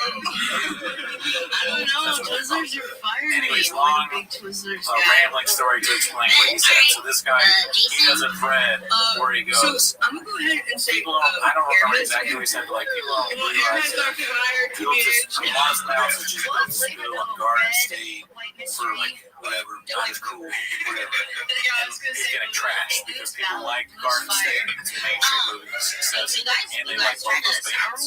So I replied, are you there? I have 2008 on the phone. They would like to talk with you because that tape is from like 2008 or early 2006. So I just wrote that. I was pretty happy with myself because I like it. And so I read this stupid bitch's response about fucking Cards Against Humanity, and she's using my same joke structure to come at me. But it's not funny this time. And she's getting all these likes. So I'm getting pissed off because this is not funny. This is not a good reply, and it's getting all these likes. So I'm very angry. So angry numbers guy. I'm a numbers guy. Angrily, I search. It's giving. What is that? You know, what is that? And this whole thing about ChatGPT is like it's A, or whatever you say, like I don't know what that is like the abbreviation for, but you know, it's not white. You know, it's like so what I'm saying is cultural appropriation. Cultural appropriation. She is culturally appropriating this thing. So I screenshot that and I replied with just that. That she's culturally appropriating. I'm like, you know. And then that even makes people even more angry. Damn, all these white people, fucking nuke liberal minds, dude. Yeah, all these white people are like, oh, what does that mean? What does that mean? What do you think it means, you stupid bitch? It means exactly what it is. You stole. You're Andrew Schultz. Don't come at me with your Andrew Schultz thing. It's giving. Sure, I'm sure. Yeah, that's you. Yeah. Watch Andrew Schultz doing jokes about Latinas getting pregnant. That's you. And then one guy writes like, "Good job, white savior." I'm like, now you don't even understand. You don't even get it. I'm making fun of that. So there's all these comments. One guy got a lot of likes. I don't know how that thing. Like your response was, "This joke was not funny," and your response is, "You dumber. Go back to Facebook and cry." Threads, there's no understanding of irony. People completely miss what you're saying. I've heard people say that on Threads. They get like you do a joke and people want you to explain the joke. It's like as after a comedy show. What does that mean? They get mad. They think it's like serious or they have questions. But that's kind of that's the beauty of Threads now. Yeah, it's giving 2025 for sure. Yeah. So one person wrote, "It's giving you something to get back to me." I'm like, you're also white. All right, you are white. Okay, I've never liked this giving. I've never liked it. No, I mean, well, I don't know what I feel about it, but I don't like it coming from somebody who's just culturally appropriating. Another thing I fucking hate, and I couldn't handle it. Blood before mud, whatever the fuck that means. I don't know what the fuck that means. Blood is thicker than mud, or something like that, right? I've never heard that. That's weird. But like, no. I like that though. I'm using that unironically. Oh, okay. But like, I'm saying like. That's true, yes. Families, everything, all these people say these things. I'm Mexican in the water. Right, something like that. I think but Fernando Jones, the blues artist from Chicago, I had a relationship with him way back when I was playing music. Not like that. You just thought of me fucking a dude right now. It's gay as hell. But anyways, he has a song called "You Had to Think About It." I don't know if There's a song he made called "Blood Is Thicker Than Mud." So it's a phrase it's gets stuck in my head. Yeah, he wrote it. What I'm trying to say is that my little cousin, my older cousin, would always say "I'm dead" whenever he was laughing at something I said. Oh yeah, and one day I had to confront him and be like, "Dude, can you stop saying that? You're dead. You're dead." Why does that make you so mad? I don't know, dude. Dead ass. I hate this shit, dude. I don't like dead ass. But if I just like, dude, into like a 1,000, you know what I mean? Like IQ, joke, comedy structure, fucking amazing over here. You know what I mean? What's so funny? Anyways, but I'm pumping out the goods, dude. And he just flat faced because I'm dead. You're not laughing, dude. You're not dead, dude. What are you talking about? It's kind of like. It's annoying, That sounds like the reaction is the main reason. And at the time, if I had ChatGPT, I would have done what you did. What's that? Look it up, be like, oh, look at this. Martin Luther King said, "I'm dead." Yeah. I mean, when I wrote that, I remember thinking like, people are not gonna like this. Okay, I didn't mean like he got assassinated. I mean, No, I think people understood. When I replied that, I thought, this is not going to be popular. People won't get it. They won't understand what I'm trying to say. I'm simply pointing out that you're using vernacular that's not your own. You are, stealing it, and it's not authentic. It doesn't come off looking authentic, and that's cringe. And I'm sorry that you like pimples that eat children. Okay? I'm making a joke, but also I hate pimples. And you know what? I also want to apologize. You're not apologizing, but I want to apologize. I shouldn't have been talking about you with the girl last night. Probably not a good move. She was like, "Hey, how's it going?" And I was like, "Dude, this guy's talking about white supreme on Threads." Living like contempt prior to the investigation. Yeah. Anyway, but I'm doing all right. I think that would probably kill the mood if you bring me out with a woman. Yeah. I wouldn't suggest that the listeners do that. But maybe not. Maybe they're like, "Oh, that's hot." I don't know why. He's got no hair. He's a fucking ginger beard. This and that. Yeah. Well, I mean, and this long story short, get on Threads. Oh yeah. I don't think it was rage baiting. I've seen a lot about this rage baiting thing going on. I didn't feel like it was, but maybe it is. If it is, it's fun. We don't have to spend a lot of time on this, but I want you to see what I've been looking at for the last. I don't know, dude, but check this out. It really looks like solitaire. It is amazing. You got jokers up top. This guy's never there, so just don't pay attention to him. Right. But look, you got jokers up top. They work together, dude. So like, this joker's working with that joker, with that joker, with that joker. You gotta try to beat the score. Let's see, like a little higher levels. You got the shop where you buy the stuff, dude. It's fucking incredible, dude. It is the best game I've ever played in my whole life. It's just, it's I don't know. There's something about it that's like speaks to me, dude. And in the comments, if you guys are playing Balatro, dude, hit me up. I'm down to talk with you on Discord or something. Fucking let's play Balatro on that. Anyways, okay. So yeah, an ad for Balatro.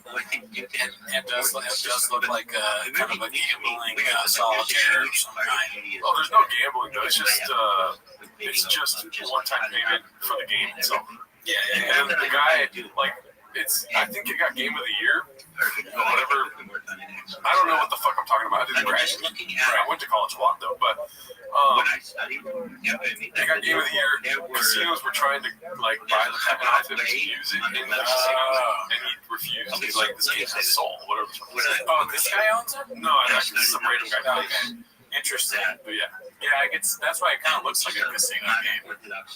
But anyway, so back home, I have an admission. I already told you about this. Yes. Oh, I'm so excited to talk about it. Yeah. So I wanted to hang out with my friends, and I texted Othman. I haven't seen him in a while. Yeah. And I said, me and the fiance want to see the girls, want to hang out, And he's like, okay, well, he's like, what nights are you free? And I go, well, really only these nights. I didn't have that many. Just my parents want to go to get Bob.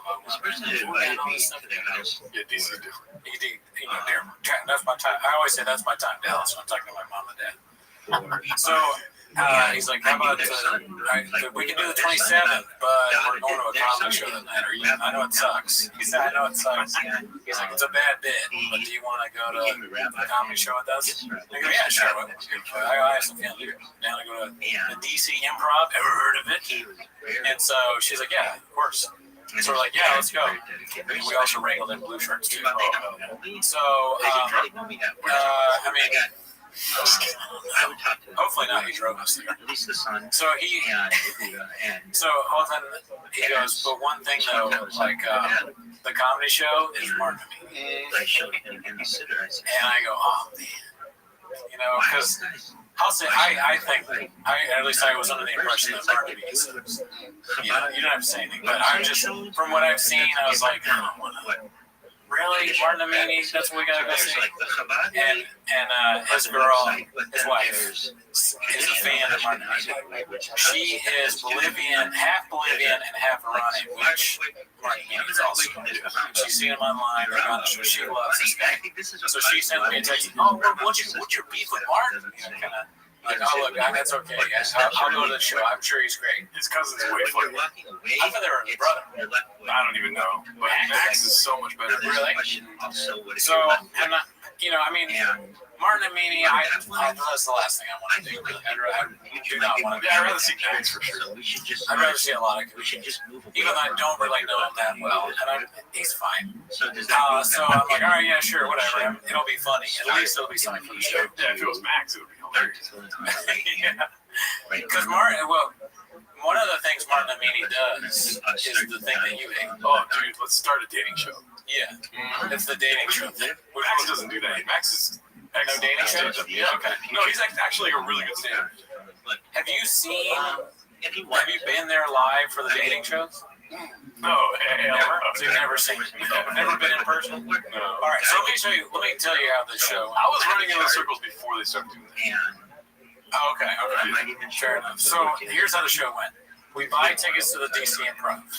Othman was like, also a little bad, but we did VIP so we can choose our seats. I'm like, whatever. Let's add the things that suck. Paying more money, have smart money, just sit in a room for an hour, watching shit I don't want to watch. But hey, we're best friends. Whatever it is. Assaulted by black sand. Yeah, a little bit of that. So we go to the DC Improv. Have you ever been to DC Improv? No, but I would go to see Max for sure. Okay, you love this guy, Max. So we go, it's like you walk down these stairs, you go into DC Improv. It looks a nice place, but it looks like, oh man, what? I thought this was like a nice. I always had the impression that the DC Improv was like a very nice place, right? It to me kind of looks like it's going through some hard times. Not that bad, but it's rough in there. And they take us to our seats. This guy, as I'm walking, he goes, hey man. And I turn, he's like, can I interest y'all in some insurance or stuff or whatever? I'm looking and it's like wholesome daddy, crop top, like former homie or whatever. And I didn't actually look at the shirts at the time. I just saw them later. But I just immediately, I was like, no man, I'm okay. This will come back.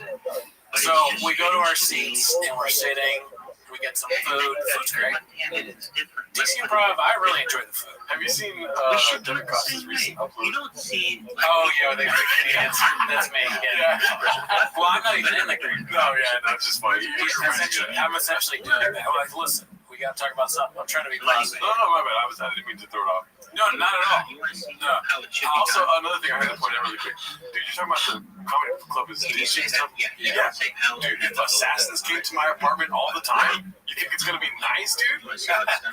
Okay, so this Yeah, is how. murderers coming in, dude. It's gonna be a little dingy. You can't keep it. I'm Comedians sure I can do it. can't keep a nice place when you got comedians. Yeah. There's like 250 of them. Keep it going. Sorry. They fucking no. This is all good stuff to add to the soup.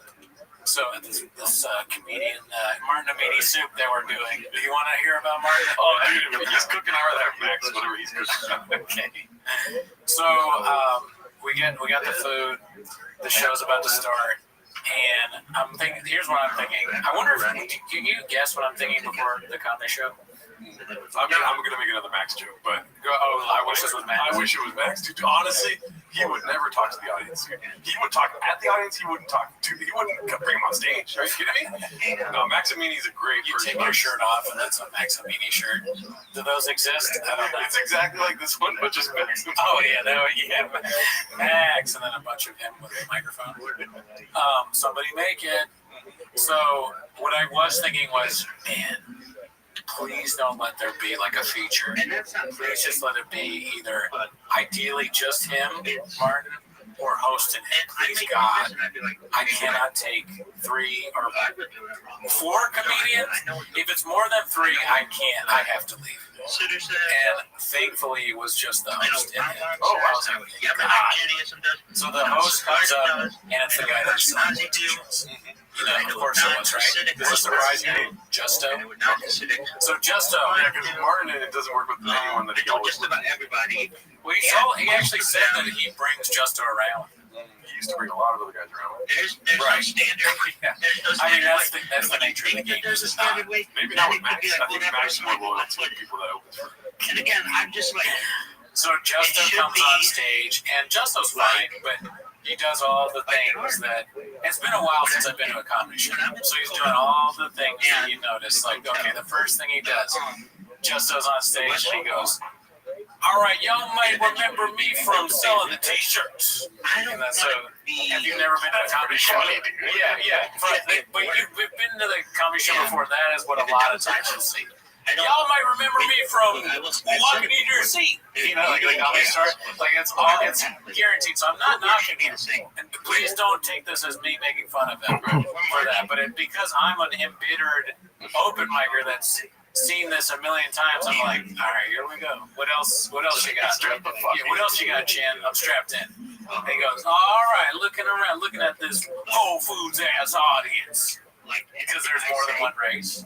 So like, there's number 2. What is it, Whole Foods? Something like, oh my, like Mr. Whole Foods.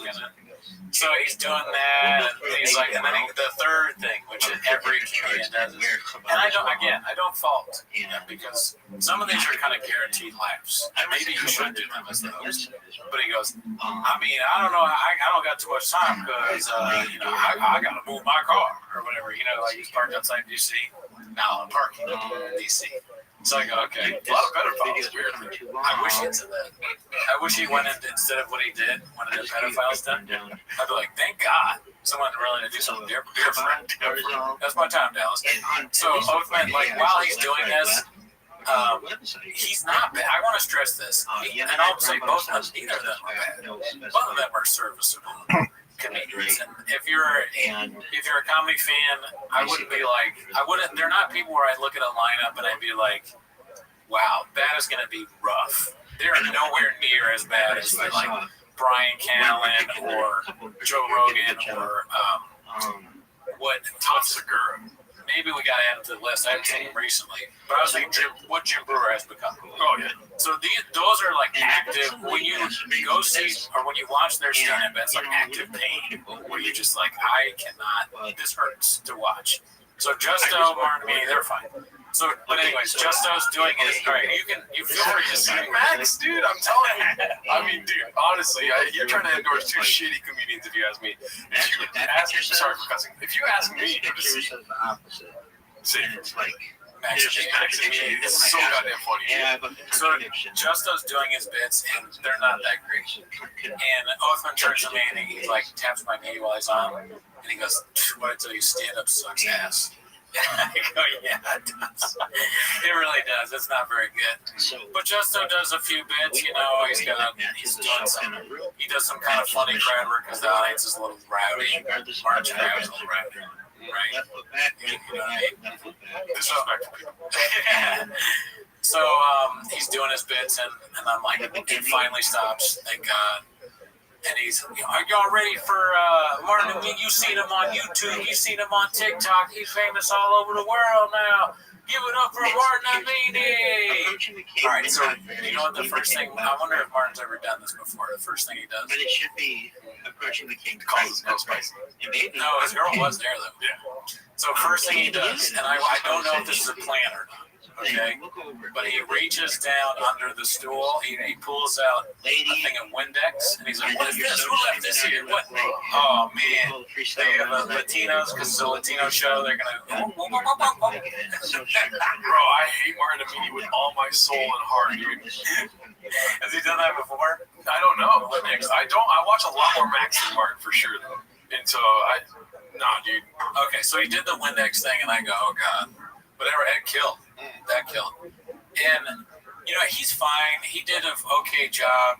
My knock on Martin is he does the thing where it's more. I've been trying to think of a way to describe it, and I think the closest I've come is reaction comedy, where it's he says something and then it's his reaction to it, like like whatever that's more of like a white guy reaction, but that in his way. So this guy said this, and I was like, and it says that over and over again. Yes. But I'm gonna compliment him because a lot of people have said that Matt Rife is good at crowd work. I disagree, but I see where they're coming from. Martin Amini has crowd work down. He does. His responses. Do I want to see that? Not particularly, but the crowd work was not bad. He was good at it. It was the second best part of the show. Third best part of the show, I hate to say it, dating part. The dating part was the most fun of the blast. It's a blast to be there. It was good. Yeah. It was really good. He also seems like, I don't know, I mean, he was nice to the crowd, you know. So Because I love people that are nice. yeah. No, really. Like Max. when I meet. Dude, sorry, I wasn't gonna bring him up again, but yeah. No, but when I'm in public and I meet nice people, I'm like, this is awesome. Yeah. And whenever somebody's nice to me, I go, you should do stand-up comedy. Yeah, I agree. We should do stand-up comedy. I don't agree. Okay. So, we should tell the crowd that the people listening, what the dating thing is. Okay, it's not Max and me. It's like complete opposite, not funny. Online, not funny. In person, probably awesome because we're being silly. Right.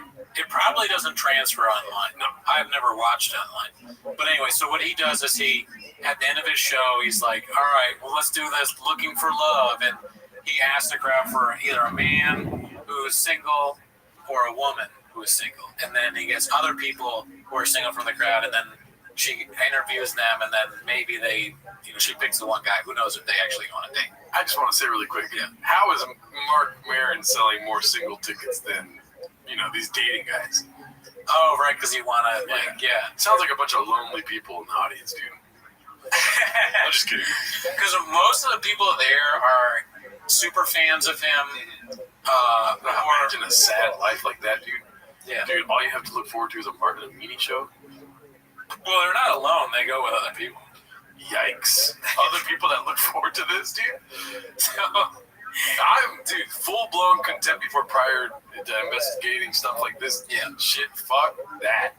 Okay, so now you see where I'm coming from when it comes to contempt before. I mean, I hung out with Martin Amini a lot, but I also had contempt before. I mean, I've only seen small snippets of Martin Amini. I have experienced Max Amini live, and that shit was like a spiritual experience, dude. Very funny. Seriously, like probably one of the best comedians I've seen live. I think you're headed towards a Reddit meme with all these Max things. They're gonna. I cannot impress upon you enough how fucking funny Max is. and they bring on the Reddit. It's insane that they're related. Guys, these guys don't do comedy the same way. I mean, that's what he does. And so, anyways, so he did a set, and I'm trying to remember, but like we were just talking about the dating, but now I want to go back. Like, was anything really memorable about the stuff? Is dating routine? Before the dating thing I'm going to talk about, but the routine itself. I went to the bathroom. Part of it because my neck was been hurting and I wanted to take a shit. Okay, so took a shit during his half of his set. But the dating thing. So he calls this girl. Well, first he does a guy, and the guy is kind of like a player or whatever. So the guy comes on stage and he seems like a player, and he says something about having a passport. He's like, "Oh, you one of the passport bros?" And so they're like, "I don't know. Should we have this guy? Should we have this guy?" And there's this old black lady that's in the front with her husband, and he's like, "What do you think?" He's been asking people, "Should we keep this guy?" He's like, "What do you think?" And he's like, I don't know." She's like, "What does that mean?" And he's like, "What do you mean? What does that mean?" She's like, "What passport, bro? I don't know what that means." And he's like, "That's a guy that goes to different countries to use the passport to get like women that in other places and bring them back." And I was just like, "Oh hell no. So that guy gets voted off the island. Just that interaction in itself was the best part of the show. Oh, dude, then she saved the show. She was one of the people that saved the show, but the audience was kind of funny. So they diss him. They get this other woman. She's a nurse, black girl, and she goes on stage and she seems very smart, articulate, normal. You gotta have the person that you pick be normal, otherwise the audience is not with them. So she's very normal, and she describes what she wants, right? At a certain age, like 20, she's like 28 to something. And so she's like, I don't know, 24 to 32 or whatever it is. Yeah. So then they get the guys, right? The guys are hysterical because they're so, like, horny. Maybe, but more sort of just like the ones that are losers are just clear losers. Like the first guy, I forget his name, but he had on this dorky ass like blue shirt from work, and his eyes were way too close together, and he's walking all funny up, and I look at him and I'm dying laughing, like pointing, laughing, like look at that motherfucker, look at this fucking idiot. So he goes and all his answers are terrible. I think that I should be picked because fuck you fucking suck. She's never gonna pick you. No one is. That's why you're single. You suck. And you are never gonna have sex ever. So that guy sucks ass. And it just every time I look at him, I can't stop laughing because his eyes are so close together and his answers are so bad. What are you looking for in a woman? I'm looking for somebody that is like really fun and shut up, you suck. And so I'm just dying laughing. I hope that guy is like online. I hope that part of the show. What if he's a big fan of our show? He's not. If that guy even knows how to turn on a computer, I'd be shocked. Help him get a job. He's like, I'm on retail, and I'm looking for shut. Dude, he watches this episode. He's like, that's why I didn't want to go on stage. He wanted to go on stage. He brought it on himself. So then the player guy comes back on. It's like he is almost normal. He works in IT. He has a chance, right? But he's probably not going to win. And then there's this other guy who's dressed crazy, like some weird jeans that are all cut up, and it's crazy, like Cameron jacket, and he has on dreads all the way, but like, or not dreads, like what is it when you're curled up? Cornrows. Okay. And he looks crazy, and he's way too old, and his answers are terrible, like strange, confident answers. What do you look for in a woman? She looked for me. There's something like, but he didn't really say that, but that kind of stuff. So obviously he's not going to win, right? He's kind of fat. And then there's this other guy who's got he's a black guy, he's got nice, like, polo long sleeve shirt. His face is kind, totally normal looking, right? Kind of big, like a big dude, but maybe like he's yoked or whatever. I'm into this guy. I realize that. But what I'm saying is I'm evaluating these men for this woman who, to me, seems like a great woman. So I'm looking at him like, this guy, hopefully he's normal, right? Dude is totally normal. also works in IT. Every answer is like what a normal person would say, articulate. He wins. She immediately voted off the guy that was like, you know, I will fuck her or whatever the fuck, you know, like the guy with the weird clothes because he's too old. He's What's your favorite color? Pussy. Yeah. My favorite color is whatever I show her on our first date. What's that mean? So so she votes him off, and the whole thing was fun, but mainly just laughing at that one loser guy.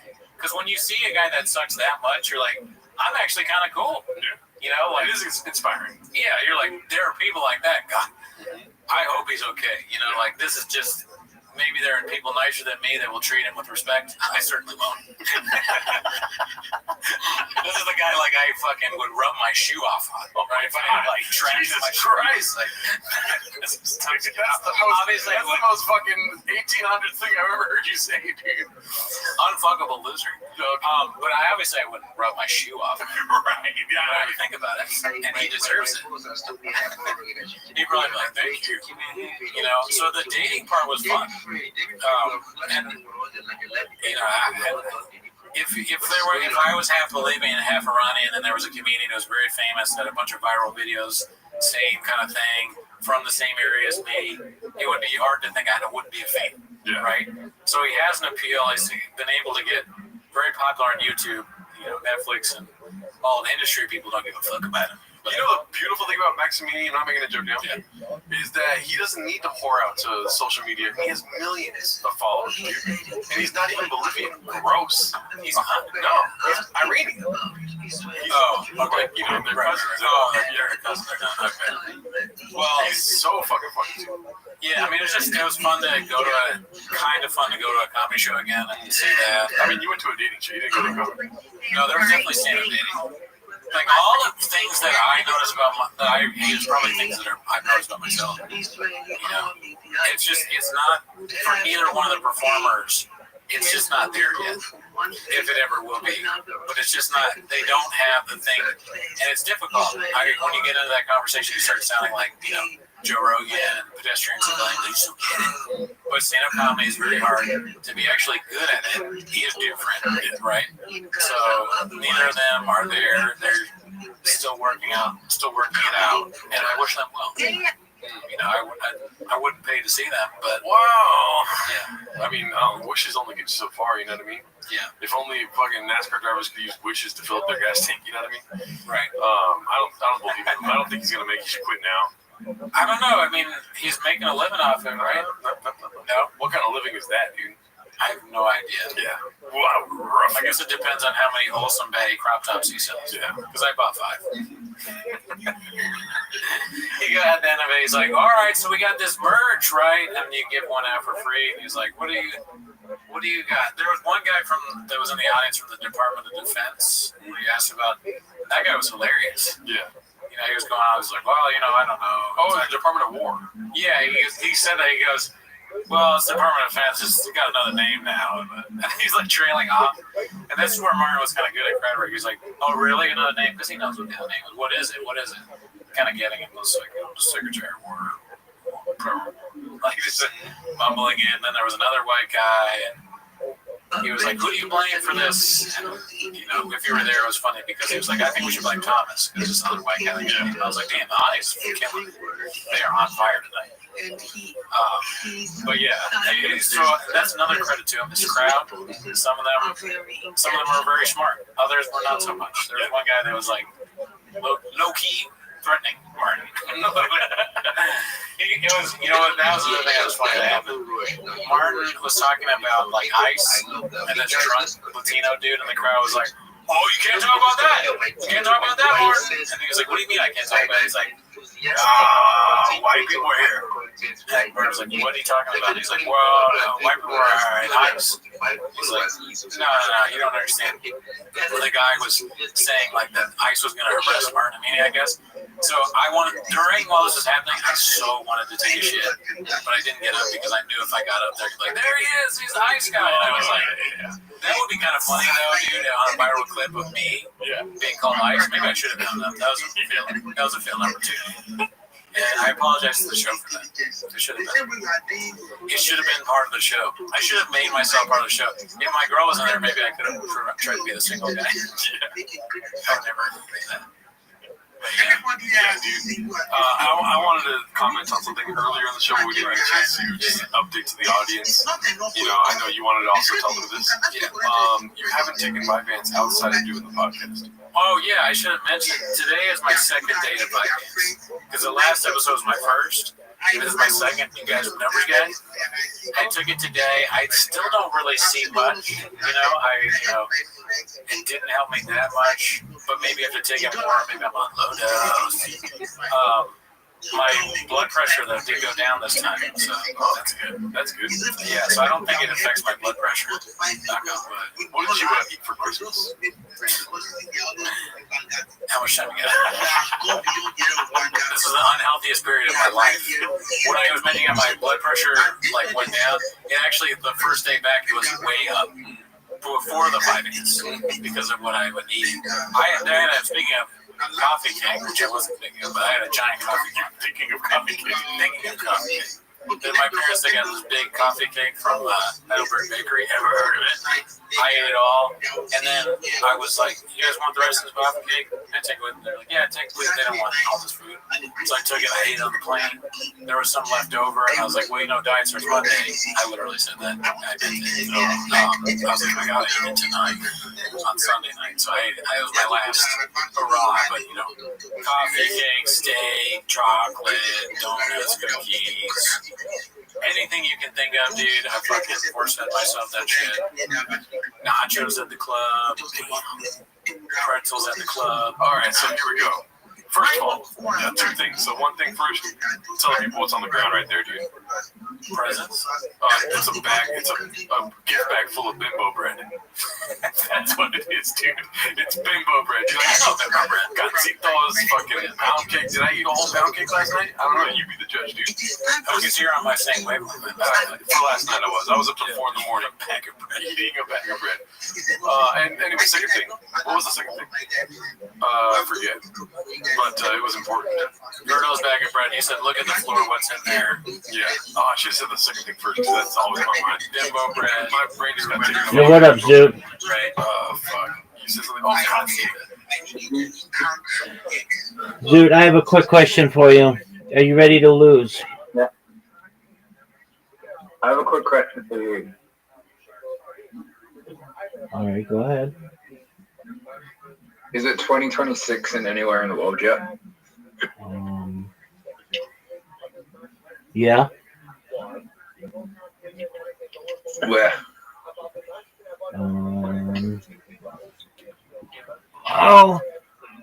Let's see here.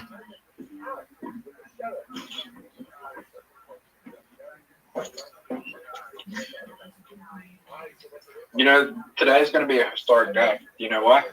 Hold on. Do you know why today's a historic day? Why, big dog? Oh, Zoot. Zoot. We get to experience 2026 in Australia, and then we get to experience it in the US. Right. No, 7 minutes, and it'll be. 2026. Yeah. At least in some parts of the United States. Technically, Midway Island, which is way far away, but. He is Abraham.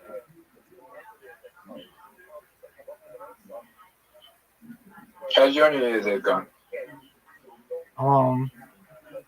So far so good. I figured out how to post video on Twitter, live video on Twitter, which I think is baller as fuck. So people can watch me as I shill simultaneously. I think that's probably the coolest shit of all time.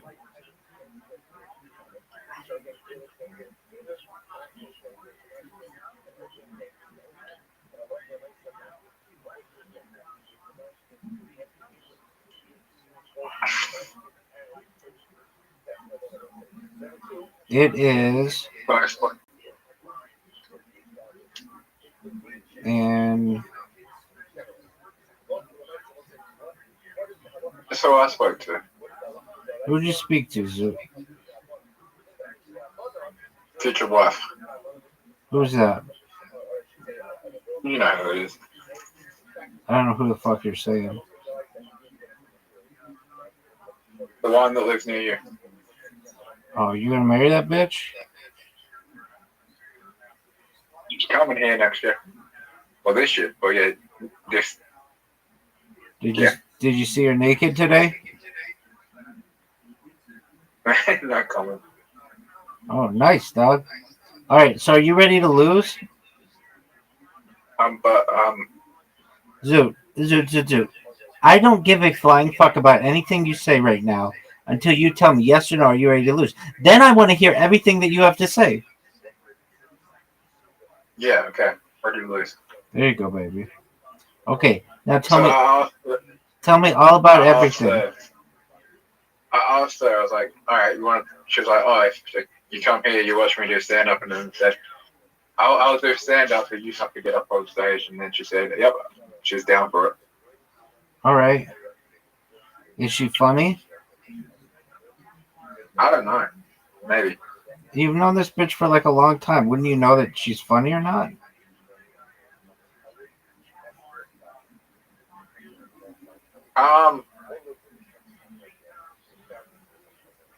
People can be funny but terrible on stage.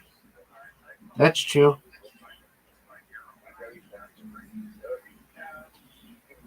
Zoot, did you watch Kill Tony this week? Yeah. You But did? she does have stage experience, so she might be good. What is she, a stripper? No, I didn't watch it. She's done singing before. Oh, that's tight. Did you see me just make a hole in one, B? Match me. Zoot, did you see I made a hole in one? Yeah, I did. Was it a 10 of 10? Yeah.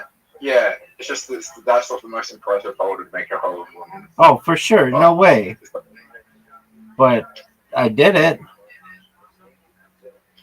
Oh, did you see how bad that shot was? Dude, that was an amazing shot. That was an amazing shot. You know what was an amazing shot? Because you can't hit me in the tar, and I can't hit you in the tar. Exactly.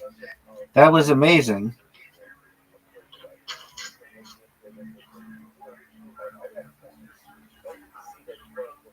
That wasn't bad.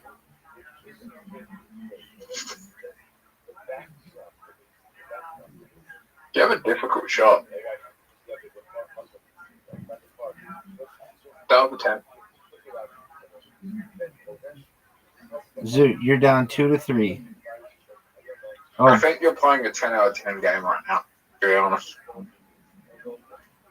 Maybe 9 out of 10 because you can do that other 1 and 2 shots. yeah, you're right. That's a 9 out of 10. No, it's maybe even Mate, better. Are you serious that didn't go? Yeah, that's an 8.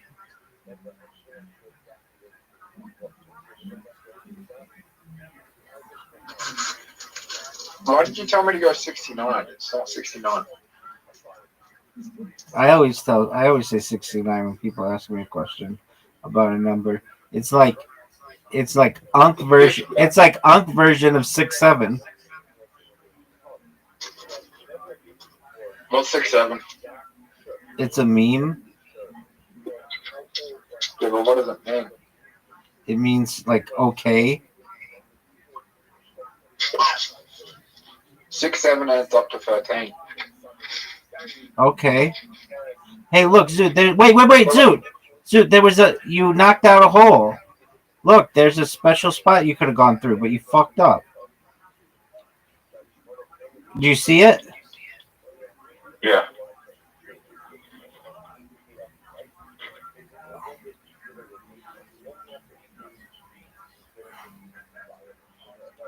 That would have helped.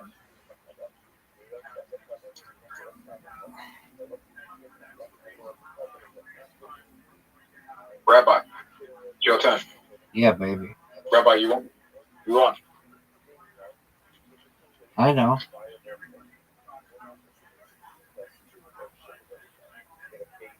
So, Rabbi, I'm learning things about stand-up. What are you learning about stand-up, dude? Unless you got a following, it's very hard to talk about. There's three things that you don't really want to talk about early in your career unless you got a following. I bet there's more than that. What are those?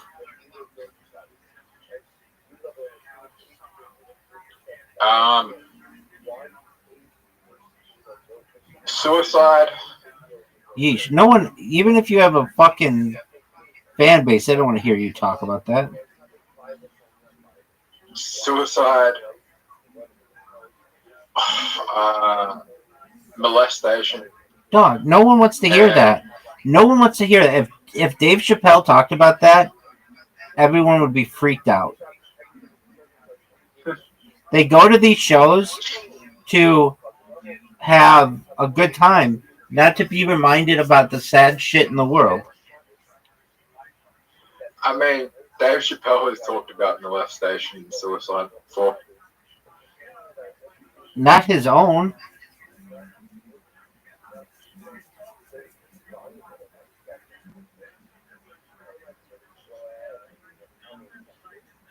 That's a miss, Zoot. Zoot, you're down 0. Homicide. You're down 0-1. At none.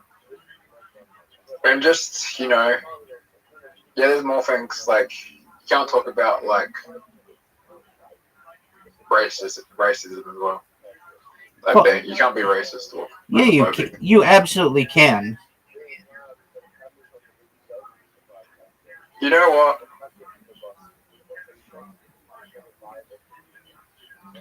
I watched Stranger Things, the last episode, and they made it like, they tried to shock everyone by one of the main characters being gay. Will. You know what? Yeah, I say we should just for a little bit, we should bring back homophobia. Just for a little bit. Are you going to make this shot? Hear me out. We should bring back homophobia for a little bit. Why is that, big dog?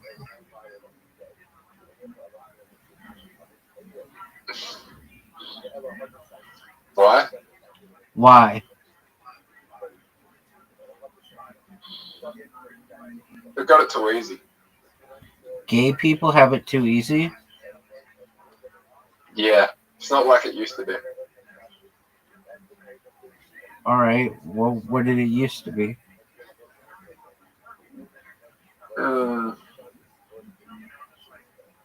Discrimination, cancellation. And you think Used to be very hard to be gay. And you think that shit's good?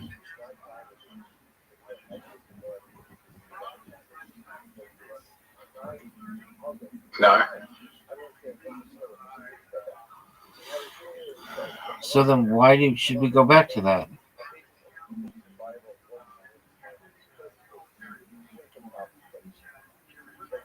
Because it makes.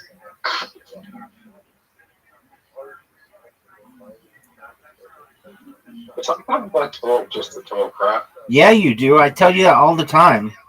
You just flap your fucking lip. Zoot, watch this shot. Oh.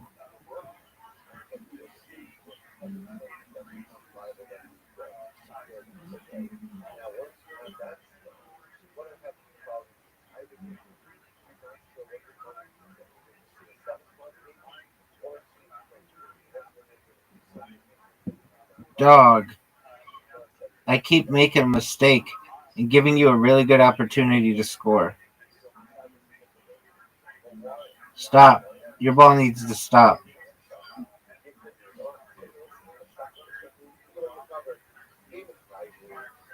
Stop. Are you fucking serious? Zoot. Don't make it. That was some bullshit.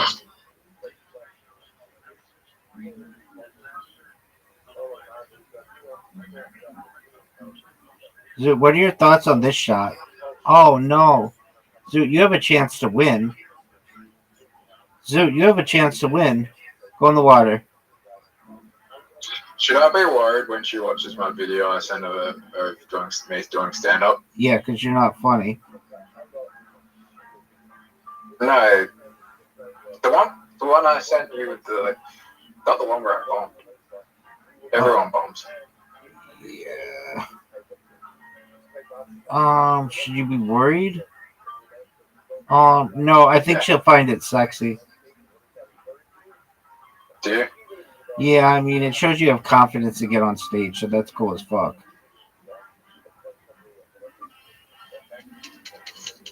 It's not easy. It's not an easy thing to do. No, it's not. And I'm proud of you that you do it. I'll tell you this, and I'm just gonna be honest with you. You of 10 jokes that you make, I think one of them might be funny. Maybe. You and I have different, because I feel like you should be, for me to consider you funny, 9 out of 10 things that you say need to be funny for me. And so the video that you sent me, what was the joke that you said in there that people laughed at? Which one?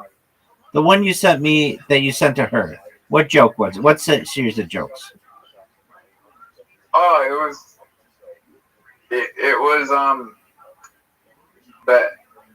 the one that got it was at the end of the video, and it was, I think there should be a homicide hotline, and then it was like, what was it? I think there should be a homicide hotline, because if you call up the suicide hotline, the first thing you hear is this may be recorded for training and research purposes. That's the last thing you want to hear when you call up the homicide hotline, because it's way too obvious. Now, Jeffrey Epstein, let's be real, he didn't call up the suicide hotline, but he called up the wrong hotline. He should have called up the homicide hotline. But if he did call up the suicide hotline, he would be like, you'd be like, and you were the suicide hotline provider, you'd be like, yeah, I know I shouldn't be thinking this, but I kind of think you should do it. And then he would start telling you about all the connections he had, and then you'd be like, go on. And then he would start telling you about what they did, and you'd be like, shut the fuck up, you're trying to get us both killed? Okay, hit the ball, dog. Hit the Yeah, ball. that one. Okay. People laughed at that. Yeah, they did. I know.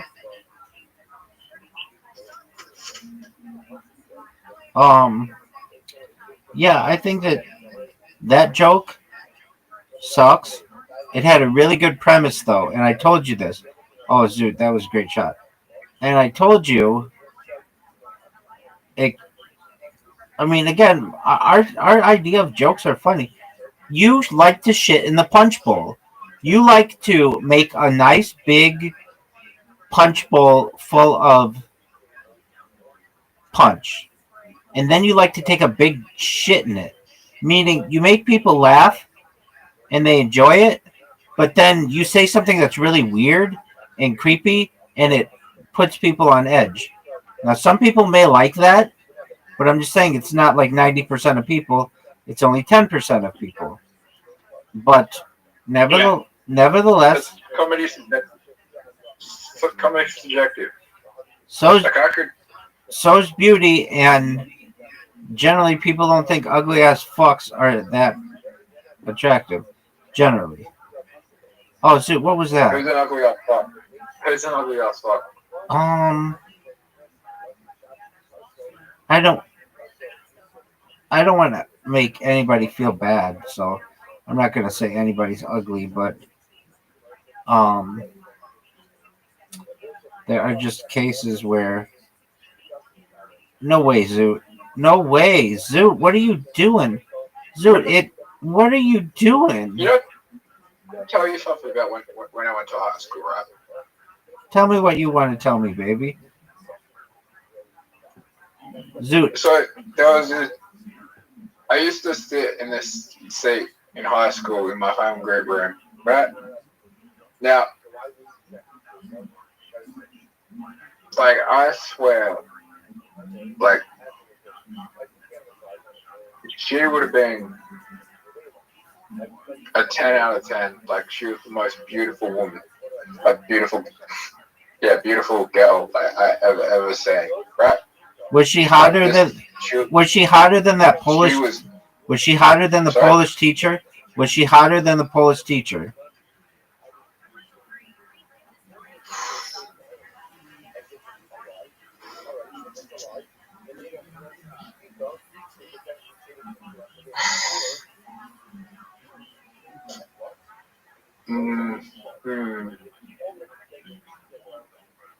Serbian teacher. Serbian teacher. Was she hotter than that Serbian teacher?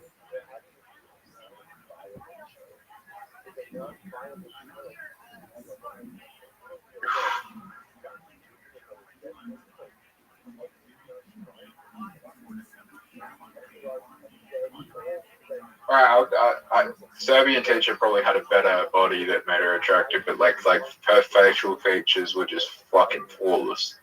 All right. Like her facial features were just flawless, and like her hair was like perfect. Zoot. Right? Yep. She had dark black hair and like jet black hair, and she was just perfect. Okay. Okay. She used to sit behind me in class. Like I had the biggest crush on her. But yeah, she, even though I found her attractive, no one else at the school really talked about her at all because, like she wasn't part of the popular group. And a lot of the girls there weren't really that attractive. They were just popular. Right. But she was fucking stunning. I was like, this girl doesn't make any sense why this girl isn't part of the popular group. Right? Right. She is beautiful. Okay. But she was kind of a bitch. Oh, well, that's why. No, she kind of came off as a bitch. She wasn't a bitch. She kind of came off as a bitch, right? She sounds like she's kind of a bitch. No. All right, let me finish this story. So, I thought, because I moved school, I thought that she didn't like me at all, right? Right. Like, right? And one day, when I'm 19, like 5 years later, I haven't seen this girl in 4 or 5 years, right? Right. She goes to my friend's house. My friends are weed, like, was selling weed at the time. I'm my best friend, real life that I'm still saying. They're selling weed today, her, right? And we had a conversation for the first time, like, real conversation for the first time. And I was just like, I didn't think you really liked me at school. Like, and she was just like, no, you're just really quiet, and I can come across as a bitch. But like, when she saw me, she was like, you look so different. Like, her jaw dropped. She was like, you know, you definitely like gotten better looking since high school. And that was like, made me feel really good, you know? But it was, yeah, it was just like a weird experience, like, because I thought the whole time she fucking hated me in school. It was just that she,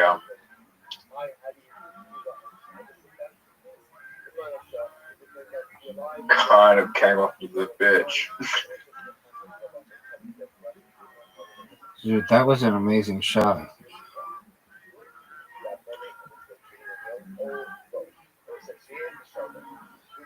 Dude, I just had one of the best shots you've ever seen. I'll tell you something. Tell me whatever you want, I Zoot. feel like she didn't like me because I wasn't popular. Like, that's the thing. Sometimes beauty is based on popularity. That's what you see with a lot of celebrities. Like, some of them aren't that attractive, they're just popular. Right? Right. That's And then, that's true.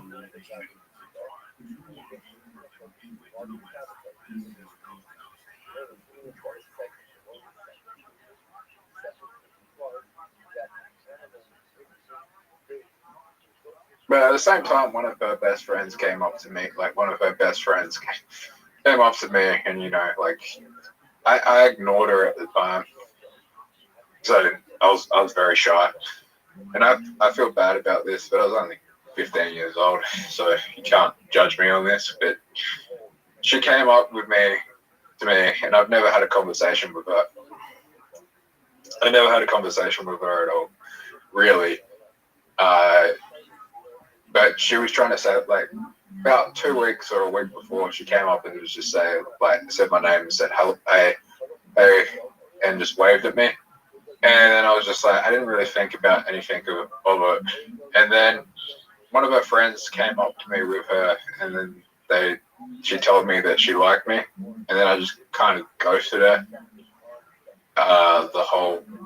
the rest of the time I was at school, which was like I probably did like 4 or 5 weeks before I left that school, because I wish I didn't leave that school, but I got into a fight. My mum wanted me to go to another school, and I went to a school for little crackheads, but I wish I didn't go to that school because some of the people I hanged out with made me make some really fucking bad choices that still traumatize me to this day. But this girl was so fucking sweet, had the confidence to come up to me with her friend and tell me that she liked me, and I just ghosted her. Right?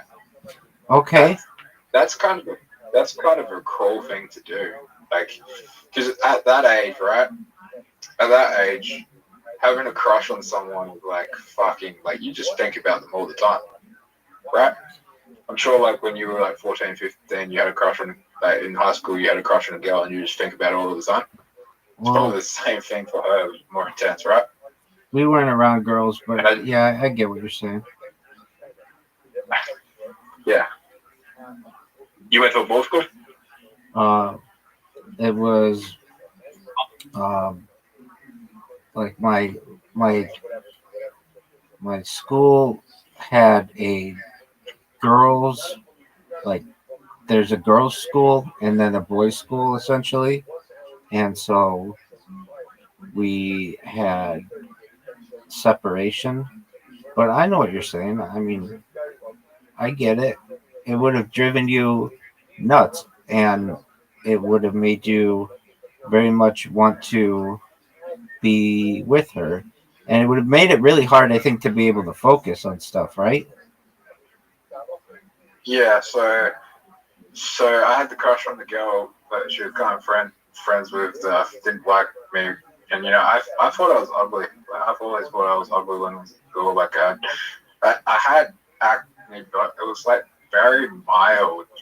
Like, at that age, you know, you think it's more severe than it is, because, like, kids are just picking on you because you get mild acne, and, like, not everyone at school has acne.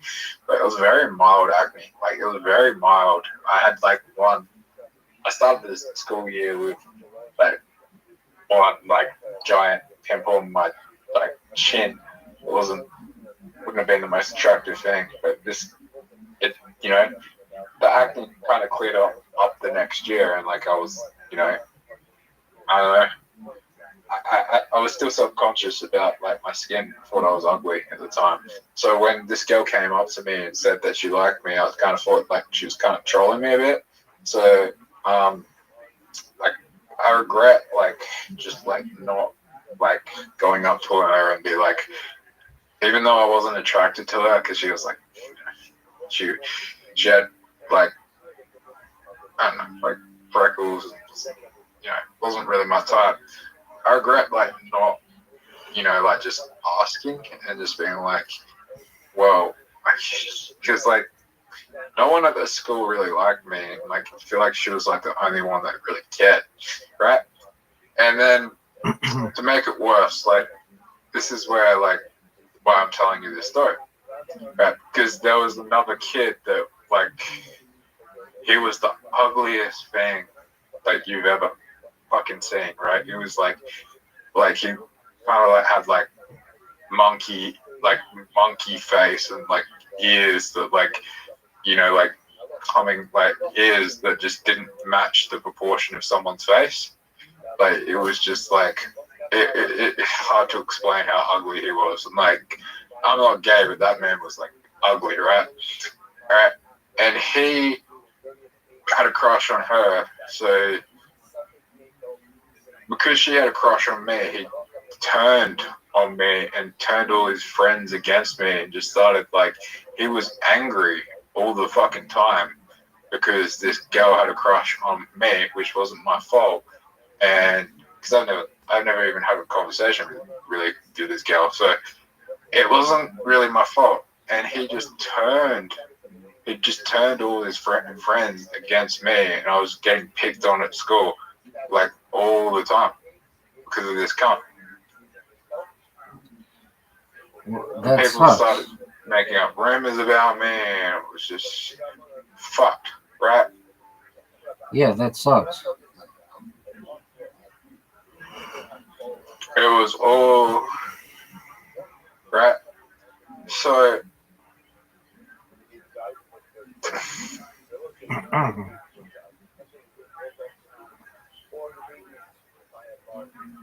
I hear what you're saying. I know it. I've got you.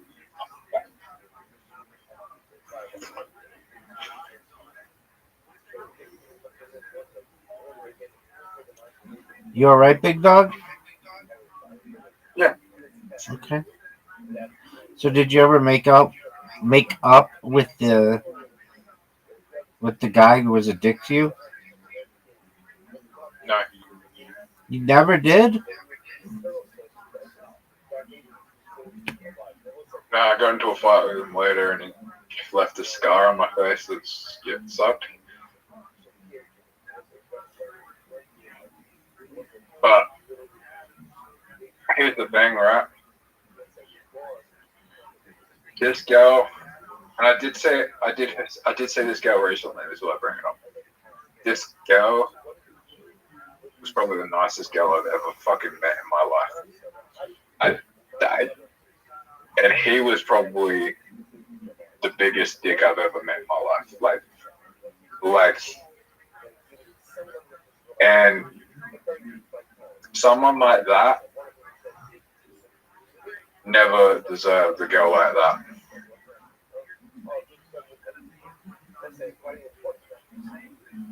Someone like that deserves to be like me. Deserves to be like you? No. Someone like that deserves to be lonely and resent. Someone like that deserves to be as ugly as they are.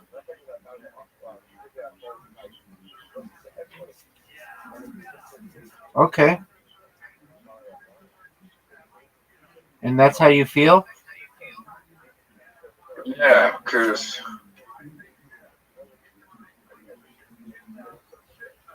I mean, imagine you go to school and everyone hates you because some hate you, and people are starting rumors against you because a girl likes you, and someone, a girl likes you, which you can't control. Yeah. Oh, it sucks. I get it. But I get what you're saying. I get what you're saying. I get Oh, it. the funny thing is, like when I was 15 as well, 15, I climbed up on the roof of like a primary school, elementary school, you call it that.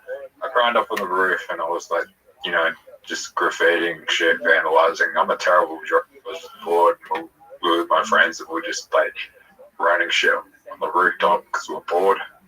And I fell off the roof, and the security guards came, and they arrested us. And as I'm walking to the cop car, I see the girl who was across from me. Oh, no way. Yeah, and I look her dead in the eye, and she was, it was just a weird experience. But I did see her recently, and we laughed about it. So All right, well that's good. All right, big dog. How long till it's the new year for you? 12 a.m.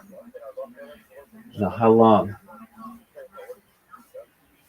2 hours. All right, big dog. Well, I will let you enjoy that, my friend. You going up? I'm You going, going to sleep? I'm going to sleep. I'm pretty tired. So,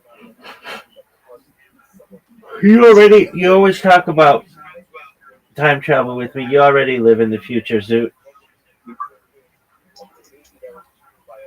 Time travel? Yeah, you always talk about time travel, but you already live in the future.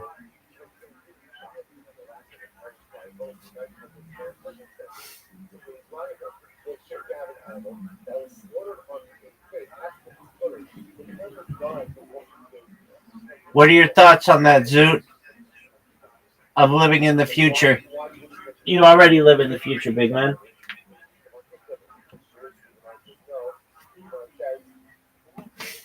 Zoot.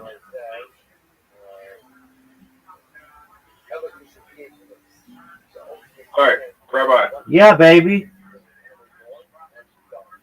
you still there? I think so. Yeah. We can talk about wormholes and multiverse sometime if you want. All right, that sounds like a plan. But not right now, big dog, because I am going to sleep. Nighty night, my friend. Take care, big dog. You can access wormholes in your sleep if you try hard enough. I'm going to try right now. Nighty night, Zoot. So coffee cake, dude. I go to these meetings, you know. Look at this athleticism. For like 4 months, you know. That wouldn't be a big deal. You know what I mean? Right? Rest in power. But they started coming back. This person would bring coffee cakes every week because they work at a coffee shop. Damn, that's crazy. I just found out I'm an alcoholic. Yeah, dude. Yeah, dude. And so, like, they started coming back again, and oh my god, dude. And the first go around, they weren't talking about like heating up the coffee cake. You know what I mean? But this time when they came back, dude, it's different, dude. They said, like, throw it in the microwave for X amount of time. Do that, dude. It's incredible. Oh, my. I mean, I never done it before. I'm not a fan. My dad kept harassing me that. He's like, it's better in the microwave. I'm like, get out of my face. You like it dry. Just dry and cold. Yeah. Yeah. Listen, I'm just an open-minded person. I understand your contempt prior to investigation. You know, I know what it tastes like. That's something I have investigated. I'm damn near flicking my dad off. Like, that's what you get.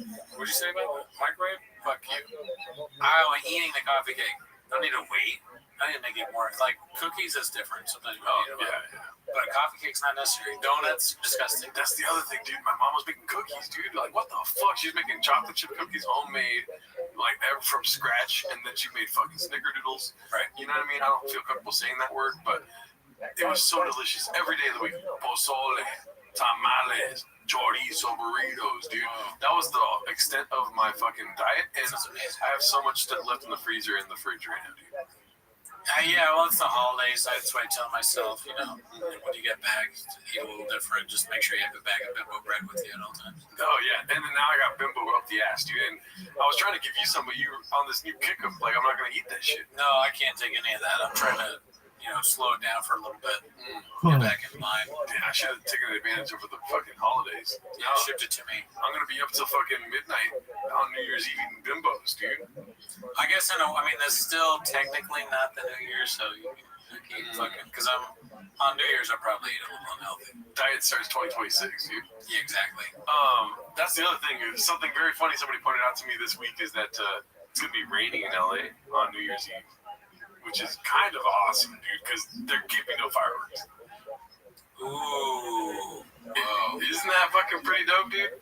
Yeah, if they cancel out, that would be nice. I don't really want to hear the fireworks. I honestly, every time New Year's comes around, I'll make all the plans in the world, dude. I'll be like, oh yeah, we're gonna go, dude. There's a sick ass thing that's sick, and I want to sick and fucking go do that shit, dude. Let's New Year's. Yeah.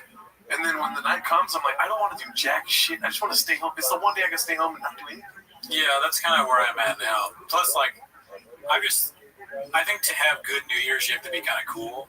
I'm not cool. I'm not cool at all. Yeah, I've not had fun New Year's. Oh man, I fucked that night, dude. I made out with so many chicks, and like, dude, it's the best night of my life. No, girls didn't want to talk to me, and I left alone and to go home sad. Yep. For almost every New Year's story ends with that, or even there's been some times where people kick me out of the party because I'm so uncool. Yeah, dude. Who are you with? I'm like, no, we don't care. You're gone.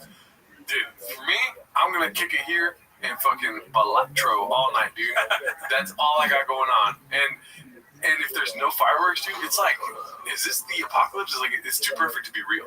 If there's gonna be no fireworks and New Year's Eve. That's funny. I didn't really think about that. But yeah, you're right. That could make the perfect New Year's is where it's raining, so people can't enjoy themselves. Yeah. Stuck in their house. And there's no fires in January, dude. You know what I mean? Oh, do you think the fires come from that? No, I think the fires happened because it wasn't raining. So like, it's gonna be it's nonstop raining. Yeah. Dude, we got a great 2020. Dude, 2026, you're gonna be rich. I told you that, right? I've been telling everyone that. Yeah. People I don't even know, I'll just walk up to them, 2026, you're gonna be rich. That's nice. Now give me all your money. You know? Yeah. Bahamo. What song was that? I forget. Who cares? Yeah. Write in the comments. I've got a sick ass song coming up, dude. I think. I'm excited. You know what? We never do this, but that is different. Dallas, I'm not used to this. 18 to 36-year-old bros. That's my demographic. But that's also our demographic. Anyways, what was I going to tell you? Oh, I'm thinking of a song, dude. Oh, yeah? Yeah, and this never works in real life, where I tell you a song and you go, oh, you know. But London Calling by The Clash. It's a good song. Right? Austin Comedy, dude. I like it. I like where that's going. Mm-hmm. Okay, a little preview. I'm probably going to give up on it. I have like 13 other songs I wanted to do, but I gave up on all of them. Well, you got to keep working to find the best. Yeah. Picasso didn't just draw once. No, he asked Jay a bunch. Yeah, started drawing. Yeah, 8 inches. Mm-hmm. What else is there? Do you have anything else for us here today? I don't know. Do we got voicemails? I don't know if we got voicemail. I'll check that. But why is Saudi Arabia up there? Oh, no, I was just that's another thing. Is like I did another thing on Threads where I asked people, like, I already said something about how, like, actually performing in Austin is worse than Saudi Arabia. And I think some people took that seriously, too. Dude, I really like this Threads Anons you're on, dude. Like, oh, thank you. It's really fun. Now I'll literally log into Threads to see if you posted yet. Oh, wow, what a compliment. And imagine what America's thinking. I know I didn't do anything except for one that bombed. Because if you're too wordy or sincere, then it gets nothing. Oh, that was something I wanted to bring up earlier. That's why I pulled my phone out earlier. But was my thread that I tried to do in Cooney voice. Okay. And you liked it, and I sent it to you right when I posted it. My parents got me an autographed headshot of Andrew Schultz for Christmas. They called me daddy and slapped the couch. They're cringe. See, I liked it. Oh, but you got pointers. I think it's like, that would be great on our Reddit or our show, but people may not know exactly where you're coming from with that. I was just sharing what happened for me on Christmas. What are you talking about? I didn't create that, dude. That's something that happened to me, dude. Let's see here. We got 2 voicemails. Oh, shit. One of them is the guy that keeps leaving voicemails. Let's see what this is. If you want to leave us a voicemail, call us at our phone number. It's 775-557-8667. That's 775-557-DEMOS. And we'll play it on the show just like this. Hey, Merry Christmas, guys. Hope everyone has a great, happy holiday and stay safe. Shout out to all the track tabs. Shout out to you guys for putting the community together. Shout out to all the Reddit cooks, that glued the whole operation. And shout out to Bob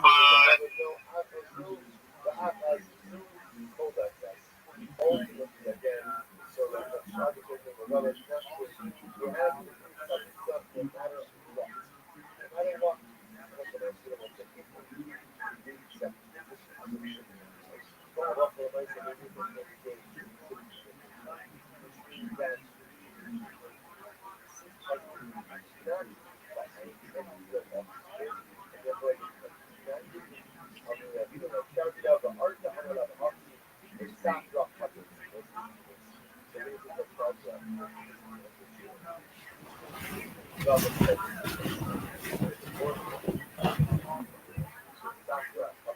and everyone else in their circle could do some stuff. And it was entertainment, praying for everyone for a new year. And everything goes great. Chances are my 2026 can't be worse than 2025. So 8 inches. Love you guys. Bye.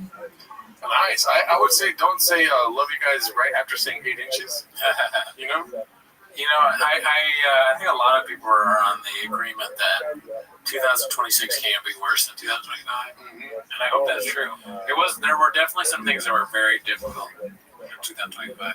I agree, and I'm not gonna lie though. I was thinking about this earlier this week. Maybe because it's like October, November, December has gone really well for me. Yeah, 2025 was not that bad, dude. yeah, it wasn't terrible. I had a lot of great things happen to me too, but I understand.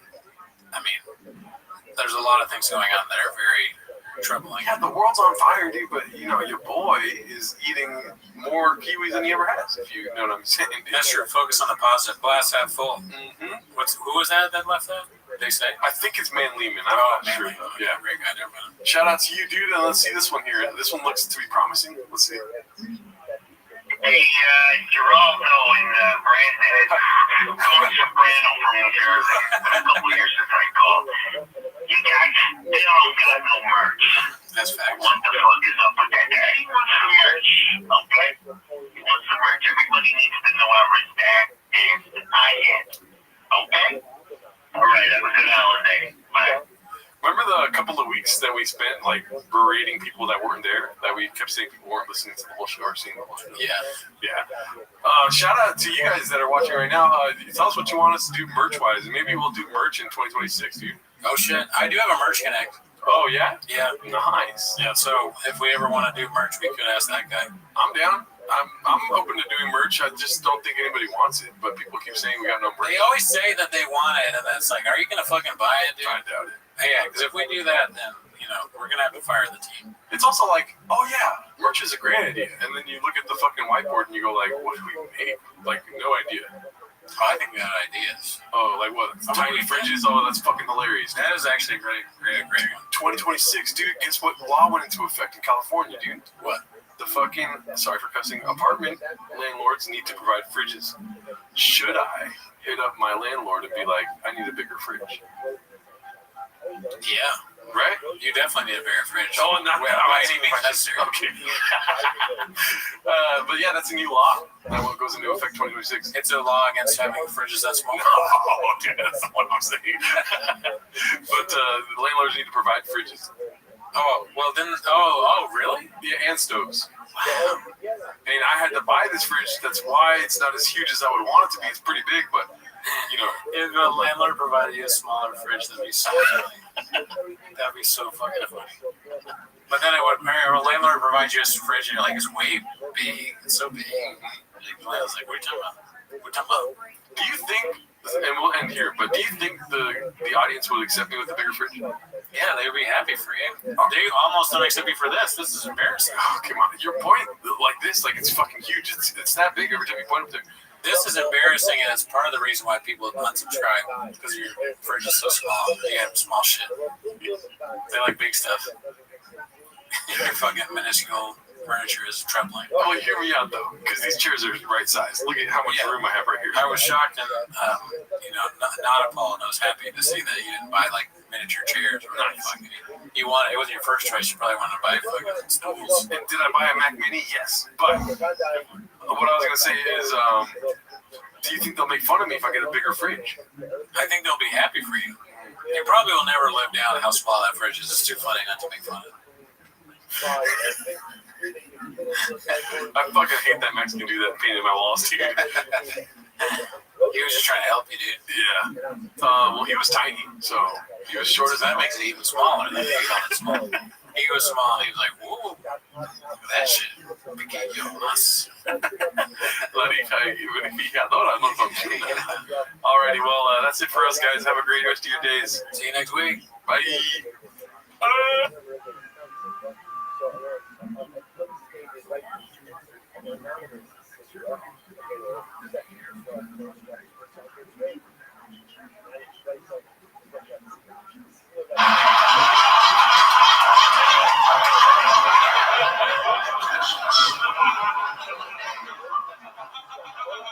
was thinking about the first time like Congress had to come up with age of consent.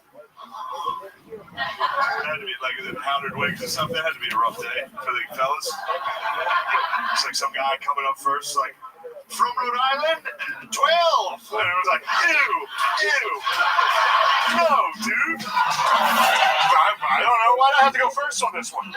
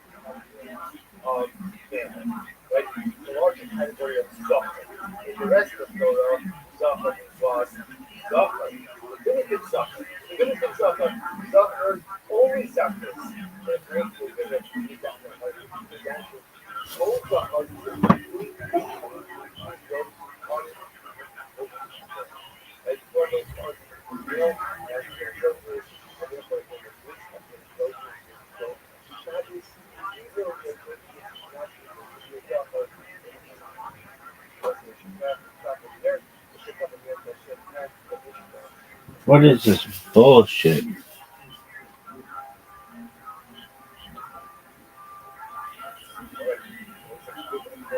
was thrown out by his owner because he was peeing all over the place. Persians sometimes have that kind Look of at problem. this athleticism. It's about as far as you can get from feral cats. Look at this move. Cats, any cat, if he doesn't want to be seen, won't be seen. Feral cats are very, very, very talented. Up in the clips, these cats are homeless. Walk into my truck, shop where the chicks that suck got. Drink out your Rogan and live back. Black girls on the podcast, you laugh at the rubber your chef set. The bride will make your girlfriend real quick. Sweet neck, don't drink this. The only come and hate. Comics, 3 C's with the diet cookers, fun companions, and friends with the man Joe Broken. Adios for the real hardcore, cause Dallas I'm not like more. The trucks keep it taking, they got to. There's no glass doors to save you. Don't make them flip you, unless you're wearing masks, I'm not to. A man don't dip it, nacho and big brown man, stop laughing, say please dip it. Mr. Hope, my pop and them start dipping. But the dinner love stop and need some shrimp scampi. Master lawyers, they odds and them stop you me. If you wanted to hurt me, you got me, brother. Get dropped like a fat Georgie. So rip your neck out, if you still talk shit. Brendan Charles, my promo code.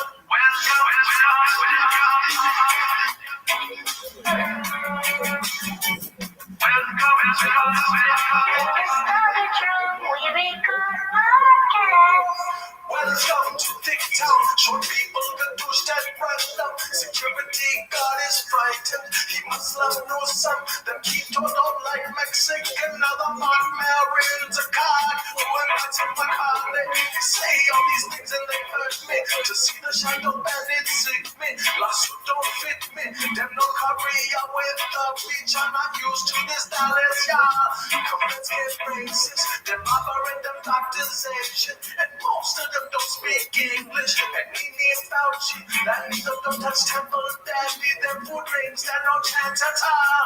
And that's why you're offered to take her once a week from me. With the special gringo puppet passing 2 million. And the DNA test on the back of Billy's bucket. All the wild leave comments and them 3 emojis. They will cook you up a brisket like that dear rocket. Then my truck with no matter how many chicks you freak. And from now on 300 pages will stop you up in. If they put out the time they move to more. He's not one of my guys. Buy some merch and get a truck and pay on. I got my kid at the practice, y'all.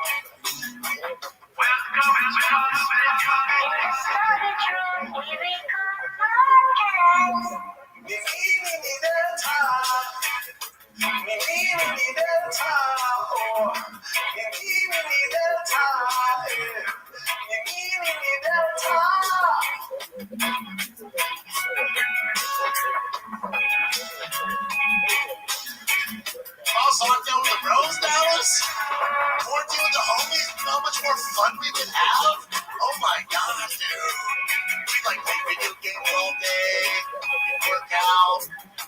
At night we fuck each other. This guy's a fun road. Over here play video games, bro. It's not my favorite time of the week when you get to hear Papa try to speak. Release surprises today. You better actually watch 10 minutes of shop. Welcome back to 10 Minutes of Shop. Thanks for tuning in. As always, join the Patreon, join the Reddit, join the Discord. On the Patreon, you get early access of this show. But that is not why you're here, Daddy. They're here to watch 10 Minutes of Shop. So let's go ahead and start the timer. Play the chin clip. Alrighty, dude. As you can tell, I'm ready My to... bad, Mr. Whole Foods. I'm sorry. How dare you, dude? I'm an asshole. I was just gonna say I'm ready to fucking name the waters, dude. Oh shit, really? Yeah, look at my hat. I got my name the waters hat. That's the new. Oh yeah, dude, that hat is perfect for Yeah. that show, dude. You're in the thick boy waters, man. I got the thick boy jelly donut on my shirt, dude, and I'm ready to name the waters. How deep are you in the waters? Oh, I could show you exactly how deep I am, dude. By the way, this is 100% serious. I'm far too deep. 10 toes down. I'm balls deep into the water. I swear to God. I forgot about balls deep. Dude, look at, this redactedness I made. Oh yeah, this is one of the greatest things. This is something I posted on the Changs. I posted it. I didn't. You just posted it yourself? I posted it myself. I didn't know that you did that. Yeah, so I was like, dude, I worked way too long one night making Joe Rogan hump over and over again with the carne asada thing. And it wasn't even that made me want to post it, dude. You know what made me want to post it, dude? What? Is this moment at the end where I have Joe Rogan singing carne asada. Alright, let's check it out. They're right here, dude. that right there, dude. I was like, I'm posting this shit, dude. You know what I mean? Changs just makes like art, you know, it's like it makes you want to do art and go deeper. You get into it and you're like, how do I make Joe Rogan sing the song that I'm editing? You know, that's why I bet a lot of chefs can relate to you. Yeah. You're a chef pretty much now. It don't matter, obviously, but I never said I mattered, but Bobby Lee is one of my closest friends. Me and Bobby talk all. No one's been more supportive when I. you can just let it go. But I never said I mattered, but I do appreciate the kind words people are saying. And guess what, dude? I never thought I would like working the fryers. Oh yeah. But I will say I do enjoy it. And does anybody understand? Doesn't matter. No, doesn't count. Yeah, doesn't count. No, yeah, no. I mean, I saw the comments too. I mean, of course, I never read them, but I saw them. And they were so nice. Yeah. I don't know if we talked about this before, but I want to thank the Reddit. What they say about you guys is not true. You know, I mean, sure, some of you are evil, you know, but most of you are good guys. What does he say? They're all sad. We're all sad. You're all sad, and a lot of you, it's because look, we get it. Brennan Schaub, he's a fighter, and he owns a bunch of trucks. We've heard all that. Okay, he can give trucks away, and he's got a big house in Texas. Goddamn big down here. Huge, like Adonis. And listen, I get it. He was in the NFL and all that stuff, but at the end of the day, it's you guys are haters and you don't count. And he's on bypass. Yeah. So, What are you gonna do, Nate? Fuck. What are you gonna do, Nate? I start saying it to people that piss me off. It doesn't matter what their name is. What are you gonna do, Nate? I do want to say thank you to the moderators because they've been highlighting my shit every week, dude. Oh, I thank them every week. So now I know when I do a bad song because they're not gonna highlight it. Oh fuck. But shout out to you guys. And so the first post we got here is posted by DJ Don't Join, and it's an opinion piece. First time I've seen an opinion piece on Changs, dude. An op-ed. Right. Opinion. I can't be the only one. You want to read this here? Okay. Go for it. Mexican is ruining this. Making fun of Baba is what united us all. He is a unique regard. Completely delusional, with an unbelievable amount of moments failing in epically embarrassing ways. He gives the chefs in this kitchen the finest ingredients to cook delicious dishes for all of us to enjoy. Mexican, on the other hand, has absolutely nothing unique about her. She's unbelievably boring and pedestrian. I can appreciate the chef's trying to expand the menu, but you just can't create the same level of flavors using poor quality produce and ingredients. Like many, I've enjoyed this for years, but it's been hard to keep coming back regularly, only to see more and more of her moon face in the feed. It feels like I'm now eating a day-old grocery store deli Chinese food that's been marked down to get rid of it. Yeah, dude. Couldn't have said it better myself. You think this? Yes. I mean, this is probably one of the reasons why we stopped doing this weekly, because the amount of Mexican. Yeah. Let me tell you something. What, spicy? You ready? Spicy. Dude, what are you doing, bro? Here's what I'm saying. Okay. I understand what this chef is doing. What he's doing is smart. He's playing 4D chess. Okay? You and me, we're the same guy. We don't want to see Mexican on the sub, not because we have a problem with Mexican. There's not a Mexican problem here. It's the least problem. The issue is that we don't want to see her get destroyed on the sub because she's a family person. Like a family member. We prefer not to see his family strung out in the comments, Like, we don't want to see his wife and children, so what he's doing. She didn't fight the heavyweight class. She can't take it. True, yeah, she's not the one flipping trucks or, selling trucks. She didn't get a 1.1 on IMDb. No, she didn't have anything to do with the Gringo Papi other than probably lies. Like, crop out the uglies. And Her mother-in-law had work too. Her mother-in-law speaks no English whatsoever. We're always trying to tell her. It's Kino, bitch! But it's 40. He's just trying to be like, hey, let's stop doing it all the time, right? Because we want to focus on the podcast. We discuss the podcast here. I don't particularly enjoy having to tiptoe around memes of her ass, Yeah, when I'm in the break room, I don't want to see girls' ass, dude. I just want to work at P.F. Chang's, daddy. That's a damn lie. You're right. I mean, come on now. I guess that means me, big old. Actually, that's not what I want. I guess that means me. What's a But anyways, you get it. Yeah. We get it. Okay, man. She's great. She's the best person ever met. Okay, let's see. We got another one. This is posted by Carnival Bum. It's called "We're Getting Close." Getting close to what? I may ask. Porn. Exactly. OF. Showing my man goodbye before he goes to work, thinking he didn't see me, and she's thick. Influencer. I mean, I guess it's just a thing to do when you're an influencer. You do these kinds of things. Yeah. Is it my cup of tea? No. I like Huevos al Joe. Yeah, because I'm with this next one's posted by I forgot how to say that, but shots fired at Rapist. Okay. Let's see. I'm with Herb that I'm not necessarily in favor of automatic point deductions. I think that can cause some problems that we don't necessarily want. My issue is they should be much more willing to pull the trigger on a point deduction. And the idea that, the problem here is guys are just moving their heads into people's fingers, that does not strike me as the strongest analysis I've ever heard. So I'm kind of between Herb and then between Dom. Jokester. No, I'm opposite Herb on this. It's like, that's why we made a rule that guys just can't take their piece out in front of chicks casually, randomly, unless you're Brian Callen, because it doesn't matter the accidental intent or no. You all. That's the randomness of it.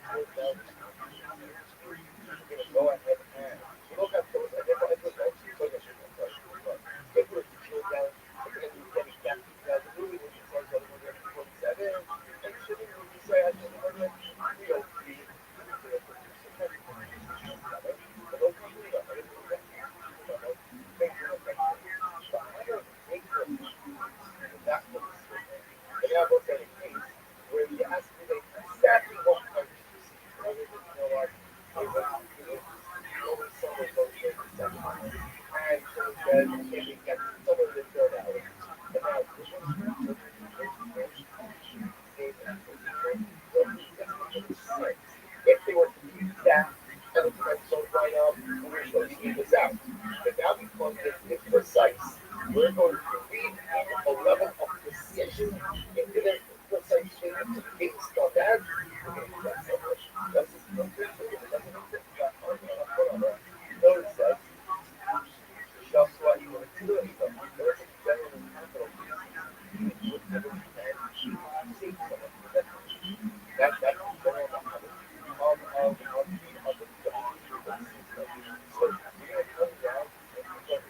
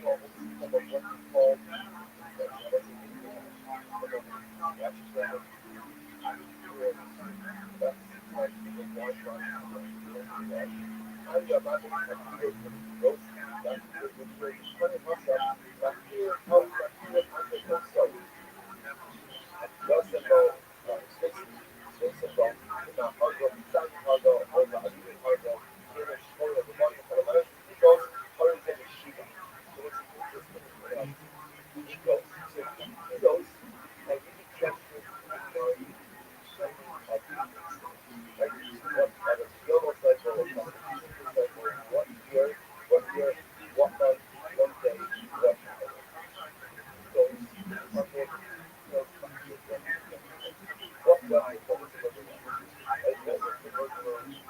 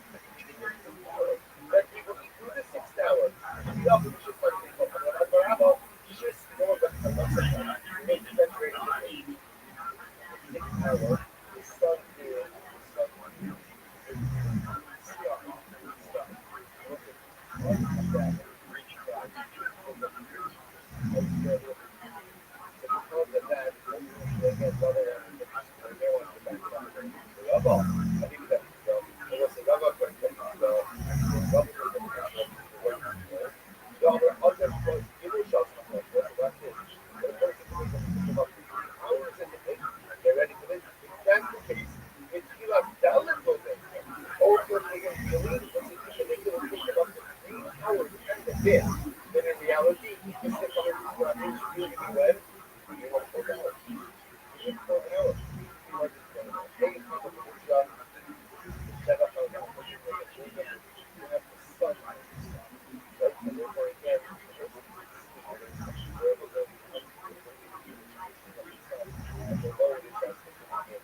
as the person being supposed to do that.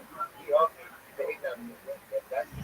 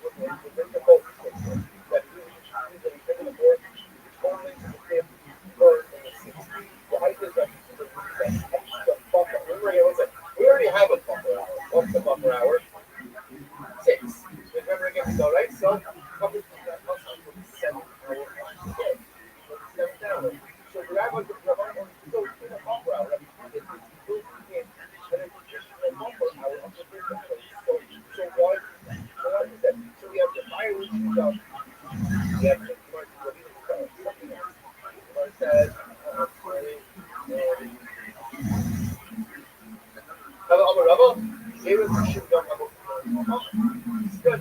Saturday. That's good. You don't say it ever again. All of these benefits.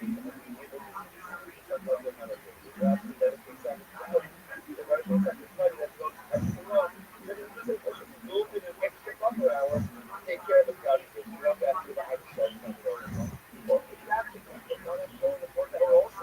why don't you just go and take the and already beginning the fourth hour, let's say 45th hour, only 6 hour after she said, okay, that's football, salary,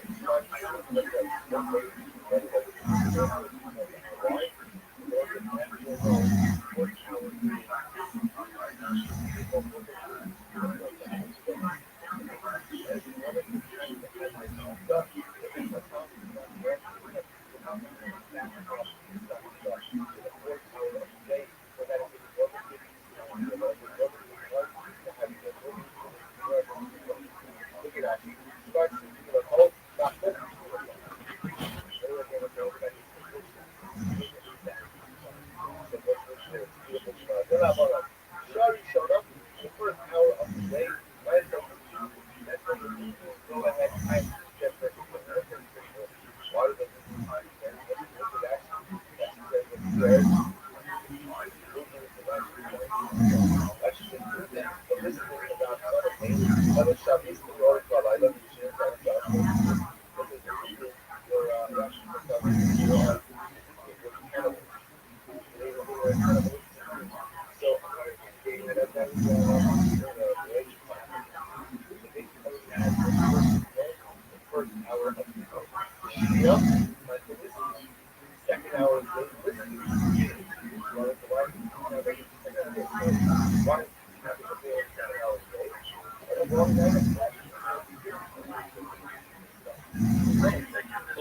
first hour of the second hour of second hour of the day.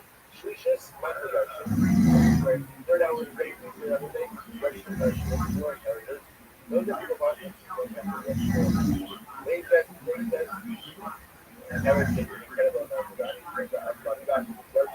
Doctor should have on so like there's no real exception. There's no real third hour.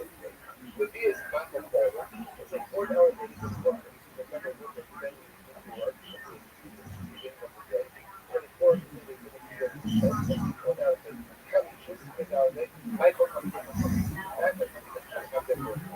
Sheesh, alcohol. 6 hours a day generate people have their first year. While we're up, I can do this much for a second.